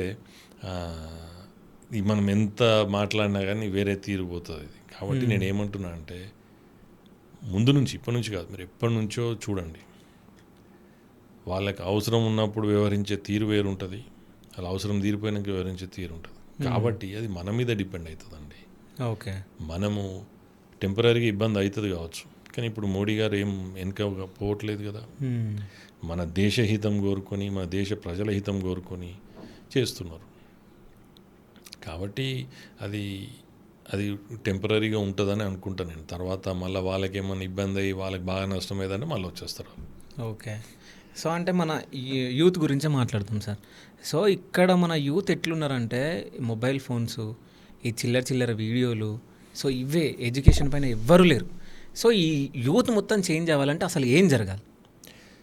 అంటే యూత్ మొత్తం చేంజ్ అవ్వడం అనేది అంటే అది అంత ఈజీ టాస్క్ కాదండి. ఓకే. అంటే సమాజంలో తల్లిదండ్రుల బాధ్యత ఉంటుంది, చుట్టుపక్కల అంటే వాతావరణం ఉంటుంది, ఫ్రెండ్స్ ఉంటారు, స్కూల్ ఉంటారు, తర్వాత వాళ్ళు ఎంగేజ్ చేయాల్సినటువంటి యాక్టివిటీస్ లేక ఇవన్నీ. ఇప్పుడు ఫర్ ఎగ్జాంపుల్ మీకు ఒక మారుమూల గ్రామం తీసుకోండి, ఒక మండల్ హెడ్ క్వార్టరే తీసుకోండి అండి. స్కూల్ ఉంటుంది, కాలేజ్ ఉంటుంది. స్కూల్కి పోతుండా లేదా, కాలేజీకి పోతుండా లేదా, కనీసం సరైన రీతిలో మార్క్స్ వస్తున్నాయా లేవా, పాస్ అవుతుండా లేదా, వాడు ఏం చేస్తున్నాడని ఎవరు బాధ్యత అండి చూడాల్సింది? పేరెంట్స్. ఆ పేరెంట్స్ ఒకటి. తర్వాత అక్కడ వీళ్ళను ఈ దుర్మార్గపు ఆలోచనలు రాకుండా వాళ్ళని బిజీ పెట్టడానికి ఎక్స్ట్రా కరిక్యులర్ యాక్టివిటీస్ చేయడానికి ప్రభుత్వం తరఫు నుంచి కానీ అక్కడ ఏం ఉన్నాయండి? మండల్ హెడ్ క్వార్టర్స్లో ఏమున్నాయి? స్పోర్ట్స్ యాక్టివిటీస్ ఉన్నాయా? వాడు కబడ్డీ అంటాడు, వాడు వాలీబాల్ అంటాడు, క్రికెట్ అంటాడు, వాడు ఇంకేదో అంటాడు. అట్లా మీరు వాళ్ళని ఎంగేజ్ చేసుకునే పరిస్థితి ఉండేది ఉంటే వాడు పోతారు కదా అలా. అంటే 100% నేను ఆయన నయమైతే అంటలేను. ప్లస్ ఇంకొకటి, తల్లిదండ్రులు కూడా బాధ్యత ఎట్లా ఉంటుంది? వాడు ఇష్టం లేనిది రుద్దితే వాడు పోతాడా? ఇప్పుడు అందరూ చదువు అబ్బాలంటే అవ్వదు కదా. కొంతమంది 10th వరకు చదువుతారు, ఇంటర్మీడియట్ చదువుతారు, కొంతమంది డాక్టర్లు అవుతారు, ఇంజనీర్లు అవుతారు, కొంతమంది IAS IPS అవుతారు. వాళ్ళకి ఉంటుంది. అప్పుడు మనం గ్రహించి వాళ్ళకి ఇంట్రెస్ట్ ఏముండదనో గ్రహించాలా లేదా? ఇప్పుడు యుఎస్ అండి, ఇప్పుడు యుఎస్లో మీరు high school, senior high school, under graduation percentage చూస్తే ఇప్పుడు బయటి నుంచి వచ్చిన దేశాలు, ఇండియన్స్ కావచ్చు, తర్వాత ఏషియా కంట్రీస్ నుంచి వచ్చిన వాళ్ళు కావచ్చు, మిగతా దేశాల నుంచి వచ్చిన వాళ్ళది హైయర్ ఎడ్యుకేషన్ అంటే డిగ్రీలు, పీజీలు ఇవి చేసిన వాళ్ళు ఎక్కువ ఉంటారు. అక్కడ లోకల్ వాళ్ళు తక్కువ ఉంటారు. పర్సంటేజ్ అంటే చేయరంటే తక్కువ ఉంటారు. ఎందుకు అంటే వాళ్ళు అక్కడ చదువుకున్నప్పుడు 10th, ఇంటర్మీడియట్, 12th అయిపోయినాక కూడా స్కిల్డ్ కోర్సెస్ ఉంటాయి. ఎలక్ట్రీషియన్ అంటాడు, ప్లంబింగ్ అంటాడు, లేకపోతే ఇంకేదో అంటాడు. వాళ్ళకి నచ్చిన ఫీల్డ్ వెళ్ళిపోతారు వాళ్ళు. బతుకు తెరువుకు అవసరమైనటువంటి ఈ సిస్టమ్ వాళ్ళ దగ్గర ఉంది. మన దగ్గర అటువంటి రావాలి స్కిల్ బేస్డ్. సో అవి సరైన రీతిలో రావట్లేదు. ఎందుకు రావట్లేదంటే ఇప్పుడు మనకి ఎడ్యుకేషన్కి ఎంత పెడతారండి బడ్జెట్ అలొకేషన్? చాలా తక్కువ ఉంటుంది. ఇప్పుడు నేను చాలా సందర్భాలలో కార్లలో పోయేటప్పుడు ఎవరైనా వచ్చి కూర్చుంటే నేను అటు ఇటు మాట్లాడుతూ ఇటు ఇటు చూసినప్పుడు బాగా రష్ కనబడ్డది అనుకోండి, అరే ఇది బ్యాంకా వైన్స్ అని అడుగుతాను నేను. Okay, right. మీకు ఆ రెండు దగ్గరనే మీకు డే టైం కానీ ఎప్పుడు కానీ మీరు బ్యాంక్ ఊర్లలో కానీ ఎక్కడ కానీ అది మోడీ పైసలు పడ్డప్పుడా లేకపోతే ఇంకేదో పంట పైసలు పడ్డప్పుడా ఇట్లా లైన్లు బయటి దాకా వస్తాయి. ఇక వైన్స్ అయితే మీరు చెప్పనక్కర్లేదు, ఇట్లా పోతున్నా కొద్దీ ఉంటుంది. మరి ఎవరు అరికట్టాలంటే అది చెడు అని తెలియదా? ఇప్పుడు చూడండి, ఆదాయం కోసం కావాలంటే ఈజీ కనబడేది ఏంది? సిగరెట్ మీద పెంచడం, మందు మీద పెంచడం, రైట్. కానీ గవర్నమెంట్లు నడుస్తున్నాయి ఈ మందుల ఆదాయం మీద కదా. అదే అంటున్నా మరి నేను. ఇప్పుడు సరైన రీతిలో మీరు చేస్తే బాగుంటుంది. కానీ ఇప్పుడు అట్లా అని చెప్పేసి మొత్తం సమాజాన్ని మీరు భ్రష్టు పట్టిస్తారా? అంటే ఎక్కువ తాగమని చెప్తారా? సార్ మీలాగా వచ్చి ఎవరన్నా అడిగితే అసలు ఇట్లాంటి వాళ్ళని రాజకీయాలలో ఉండనిస్తారా? ఎవరు? అరే ఇప్పుడు వాళ్ళెవరండి ఉండనిచ్చేది? ఇప్పుడు మేమేమంటున్నాం, మేము మంచి చేస్తా అంటున్నాం కదా. మంచి చేసేటోళ్ళు వద్దంటారు వీళ్ళు. అంటే మంచి చేసేటోళ్ళు వద్దంటున్నంటే నేనేమంటున్నా, అక్కడొచ్చి నేను మీకు పొట్ట కొడతలేను, నేను కమిషన్లు తీసుకుంటలేను. అరే మీకు స్కూళ్ళు తెప్పిస్తా అంటున్నా, మీకు వైద్యపరంగా చేస్తా అంటున్నా, మీకు ఉద్యోగాలు ఇప్పిస్తా అంటున్నా. ఇప్పుడు మిగతా వాళ్ళు మంచి చేస్తా అంటే నేను వచ్చి నేను ఏం చేయ, నేను తినా పని చేయ అంటే ఎవడిస్తారండి? ఇప్పుడు నేనేమంటున్నా, మీకు ఉద్యోగాలు ఇప్పిస్తా అంటున్నా, మీకు మంచి చదువులు రావాలని కొట్లాడుతా అంటున్నా.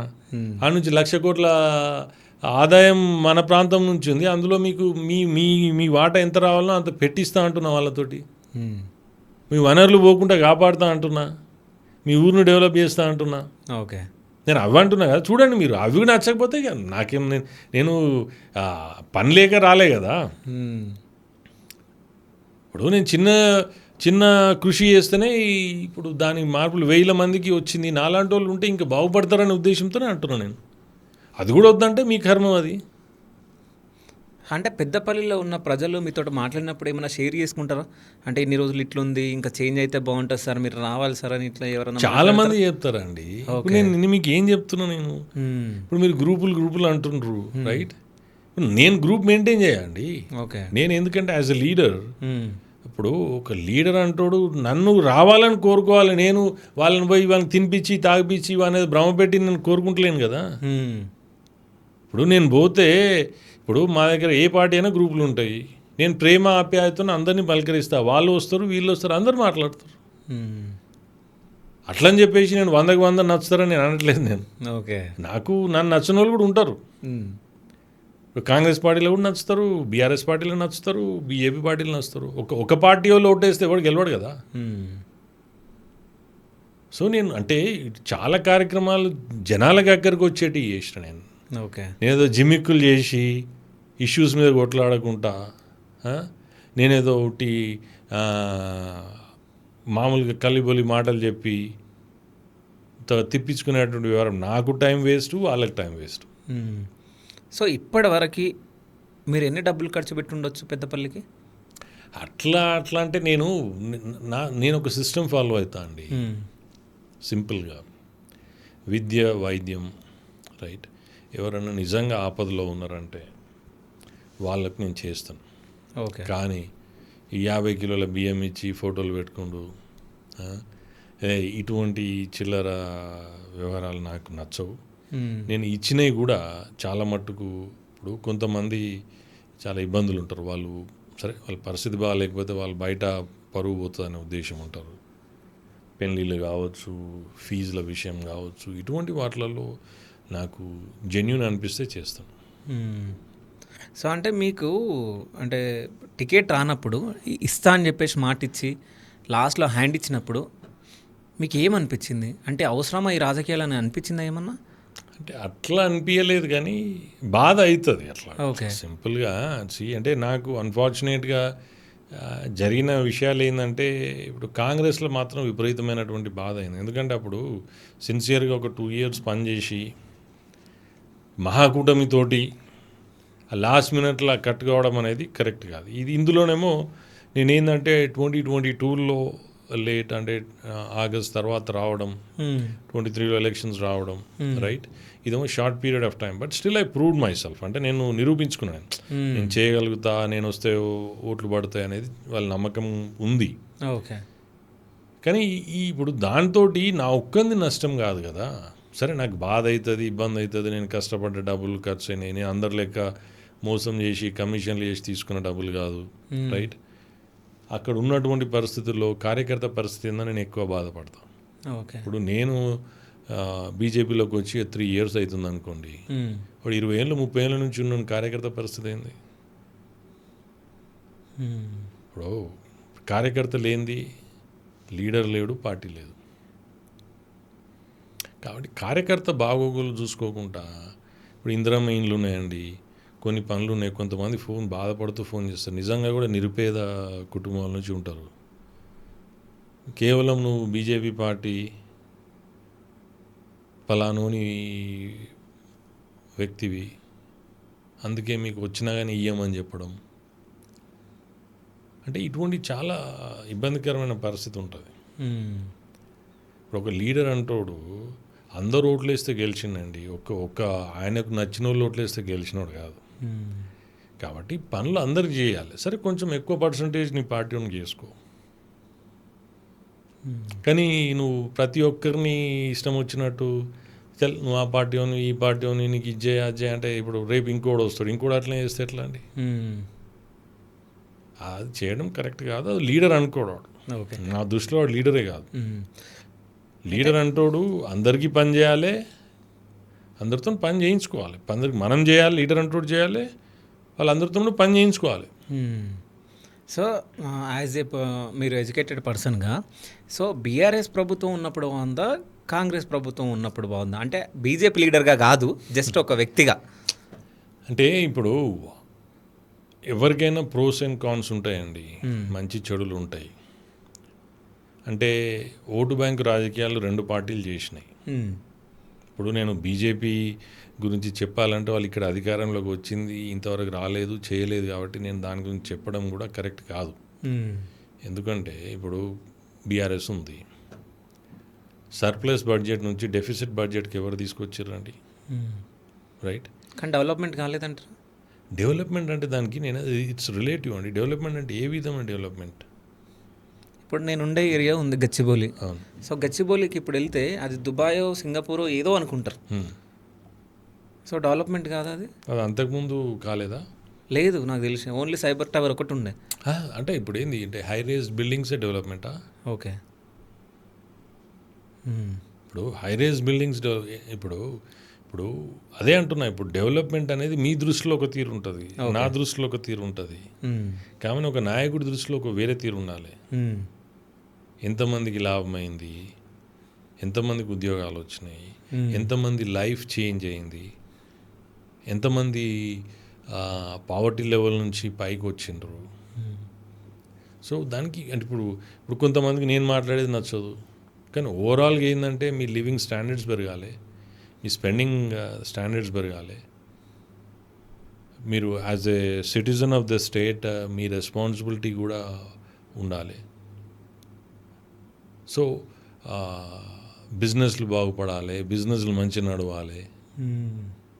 సో ఇవన్నీ చేసినప్పుడే దాన్ని యాక్చువల్ డెవలప్మెంట్ అంటారు. ఎవరో 10 మంది డెవలప్ కాగానే డెవలప్మెంట్ అయిపోతుందా? ఓకే. సరే, ఇప్పుడు కాంగ్రెస్ గవర్నమెంట్ ఎట్లుంది? ఏదో చెప్తున్నా కదండి, ఇప్పుడు 6 హామీలు, ఓకే, 6 ఏమిటి గ్యారంటీలు, ఓకే, మన ఏది 420 హామీలు, ఓకే. సో నేనేమంటున్నా అంటే అంతా 420 రాజకీయం నడుస్తున్నది. అంతేనా? అంతే మరి, బిల్కుల్. ఇప్పుడు 420 రాజకీయమే అండి ఇది. ఏది ఇప్పుడు నేను మైక్ ముందడ వచ్చుకొని ఏది పడితే అది మాట్లాడి వెళ్ళిపోతే అయిపోతుందా? ఏది చేస్తున్నారు చెప్పరా మీరు? ఇప్పటి వరకు ఏది 6 హామీలు అన్నారు, ఇప్పుడు 6 గ్యారంటీలు అన్నారు. 6 గ్యారంటీలు ఏవి? నిరుద్యోగుల గురించి మాట్లాడినరు, నిరుద్యోగ వృత్తి అన్నారు. ఏది నిరుద్యోగులు? అదే నిరుద్యోగులు మిమ్మల్ని అందరినీ కాదని చెప్పి మీకు లాస్ట్ మినిట్లో మిమ్మల్ని మొత్తం భుజాన్ని ఎత్తుకొని ఓట్లు వేసిండ్రు. ఇప్పుడు వాళ్ళ పరిస్థితి ఏంది? కొంతమంది వాళ్ళు పోయిన గవర్నమెంట్ నోటిఫికేషన్ ఇచ్చి ఎగ్జామ్లు పెట్టి అన్నీ చేసినాక మీరు సర్టిఫికేట్లు ఇచ్చి ఉద్యోగాలు ఇస్తున్నారు. ఇప్పుడు అంటే నేనేమంటున్నా అంటే ఒక సామాన్యునికి విద్య, వైద్యం, ఉపాధి కనుక మీరు కరెక్ట్ చేస్తే ఇవన్నీ ఏముండయండి. అయితే మన ఇండియాలో ఒక ఎమ్మెల్యేగా పోటీ చేయాలంటే కొన్ని కోట్లు అవసరం. సో ఎన్ని కోట్లు సంపాదించుకుని వచ్చారు సార్ అమెరికా నుంచి? ఇప్పుడు నేనేమంటున్నా అంటే ఎన్ని కోట్లు ఉన్నాయి, ఎంత ఆస్తులు ఉన్నాయి అనేది సెకండరీ అండి. ఓకే. ఇప్పుడు మా పెద్దపల్లికి రండి, మా ఖమ్మం నుంచి జెండా వరకు చాలామందికి చాలా డబ్బులు ఉన్న వాళ్ళు ఉంటారు. రాజకీయంలోకి రావాలంటే ఆ తెగువ, ఆ ధైర్యం, ఆ తపన, ఆ ప్యాషన్ ఉండాలండి. సో డబ్బులు అనేది ప్రతి ఒక్కరికి ముఖ్యం, కానీ డబ్బులే సర్వస్వం కాదు. సో నేను అది గట్టిగా నమ్ముతా నేను. ఓకే. సో అంటే నాకు ఎంత చెట్టుకు అంత గాలి అన్నట్టు ఎవరికైనా వాళ్ళకున్న ఇబ్బందులు వాళ్ళకు ఉంటాయి. సో డబ్బును నమ్ముకొని ఏదో డబ్బు ఖర్చు పెట్టి మొత్తం ఎలక్షన్లో అది చేయాలని కాదు. సో డబ్బు అవసరమే, వ్యక్తిత్వం అవసరమే, ప్రజల ఆదరణ అవసరమే, పార్టీ అవసరమే. కాబట్టి ఇవన్నీ కలిసినప్పుడే ఒక సక్సెస్ఫుల్గా మనం బయటకు రాగలుగుతాం. అట్లా అంటే డబ్బున్నోళ్ళు ఎంతమంది లేరండి. డబ్బున్నోళ్ళు గెలిచిపోతారా? ఏమో డబ్బు ఉంటే గెలిచిపోతారు అంటారు కదా. ఎవరి దగ్గర ఎక్కువ డబ్బు ఉంటుందో వాళ్ళకి టికెట్లు ఇస్తారు, ఏ పార్టీ అయినా కానీ. ఇస్తారు కావచ్చు, గెలిచినోడు ఎవరు మీరు చూడండి, స్టాటిస్టిక్స్ చూడండి. ఓకే. ఎవరెంత ఖర్చు డబ్బు అప్పుడప్పుడు పైసలు పెట్టిన వాళ్ళు కూడా గెలిచారు. అప్పుడప్పుడు అంటున్నా నేను అనేది మళ్ళీ ఇదే. ఇప్పుడు మళ్ళా ఈ గెలుస్తారు కొంతమంది. ఇప్పుడు ఆడ సిచ్యువేషను, టైము, అక్కడున్న పరిస్థితులు. ఇప్పుడు మా దగ్గర మీకు చాలామంది వచ్చి చాలామంది చెప్తారు, అన్న ఇప్పుడు ఆయన గెలవలేదు, ఆయనని కసి మీద ఓడగొట్టిర్రు అంటారు. ఇప్పుడు ఆయన ఖర్చు పెట్టి ఈయన ఖర్చు పెట్టింది.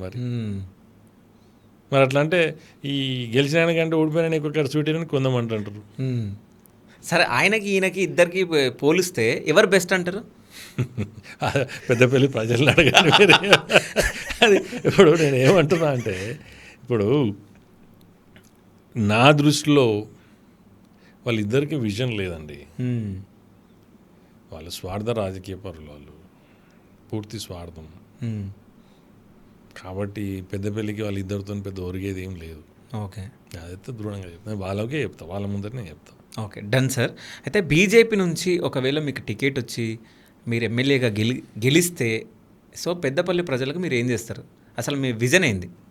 అదే చెప్తున్నా కదా. ఇప్పుడు ఇంతసేపు నేను చెప్పిన నేను, ఇప్పుడు ఇన్నేళ్ల నుంచి వాళ్ళు అంత రాజకీయం చేస్తున్నారు. ఒక్కరోజన్నా మాట్లాడిన అడిగి తెలుసుకోండి మీరు. ఇటువంటి ఏదో కనీసం నేను చెప్పిన దాంట్లో కనీసం ఒక 20-30% అన్న మాట్లాడినరా? అంటే నేను ఏమంటున్నా అంటే, అవగాహనతోటి ఏదైతే ఆచరణ యోగ్యమైనటువంటి పనులే చెప్తున్నా నేను. విద్యా విషయం కావచ్చు, వైద్య విషయం కావచ్చు. విద్యా వైద్యం అయితే నేను ఆల్రెడీ ఏం లేకుండానే చేసి చూపెట్టిన నేను, రైట్? సో విద్య, వైద్యం, ఉపాధి విషయంలో నా మేజర్ కాంట్రిబ్యూషన్ ఉంటుందండి. ఇప్పుడు రానున్న రోజుల్లో కూడా అవేర్నెస్ ప్రోగ్రామ్స్ ముందు నుంచి చేసినా, ఇప్పుడు కూడా చేస్తున్నా. ఓకే. ఇప్పుడు ఈ విషయం పెద్దపల్లి ఫస్ట్ అనే ఒక క్యాంపెయిన్ ప్రోగ్రామ్ కూడా తీసుకుంటున్నాను. మాకు రావాల్సిన వాటా మాకు రావాలి. ఓకే. మాకు న్యాయంగా రావాల్సినటువంటిది రావాలి. మా వనరులు కుల్లగొట్టి ఎవరికో మమ్మల్ని కొట్టి ఎవరికో పెట్టడం కాదు. మాకు వచ్చేది మాకు రావాలనేది అవేర్నెస్ ప్రోగ్రామ్ తీసుకొస్తాను. ఓకే. నా వంతుగా నేను చేయాల్సింది ఏదో ఉందో చేస్తాను. అవకాశం కోసం ఎదురు చూస్తాను. సో ఫైనల్గా కొంతమంది లీడర్ల పేర్లు చెప్తాను సార్. సో వాళ్ళ గురించి వన్ వర్డ్లో చెప్పండి. మోడీ గారు, వరల్డ్ లీడర్.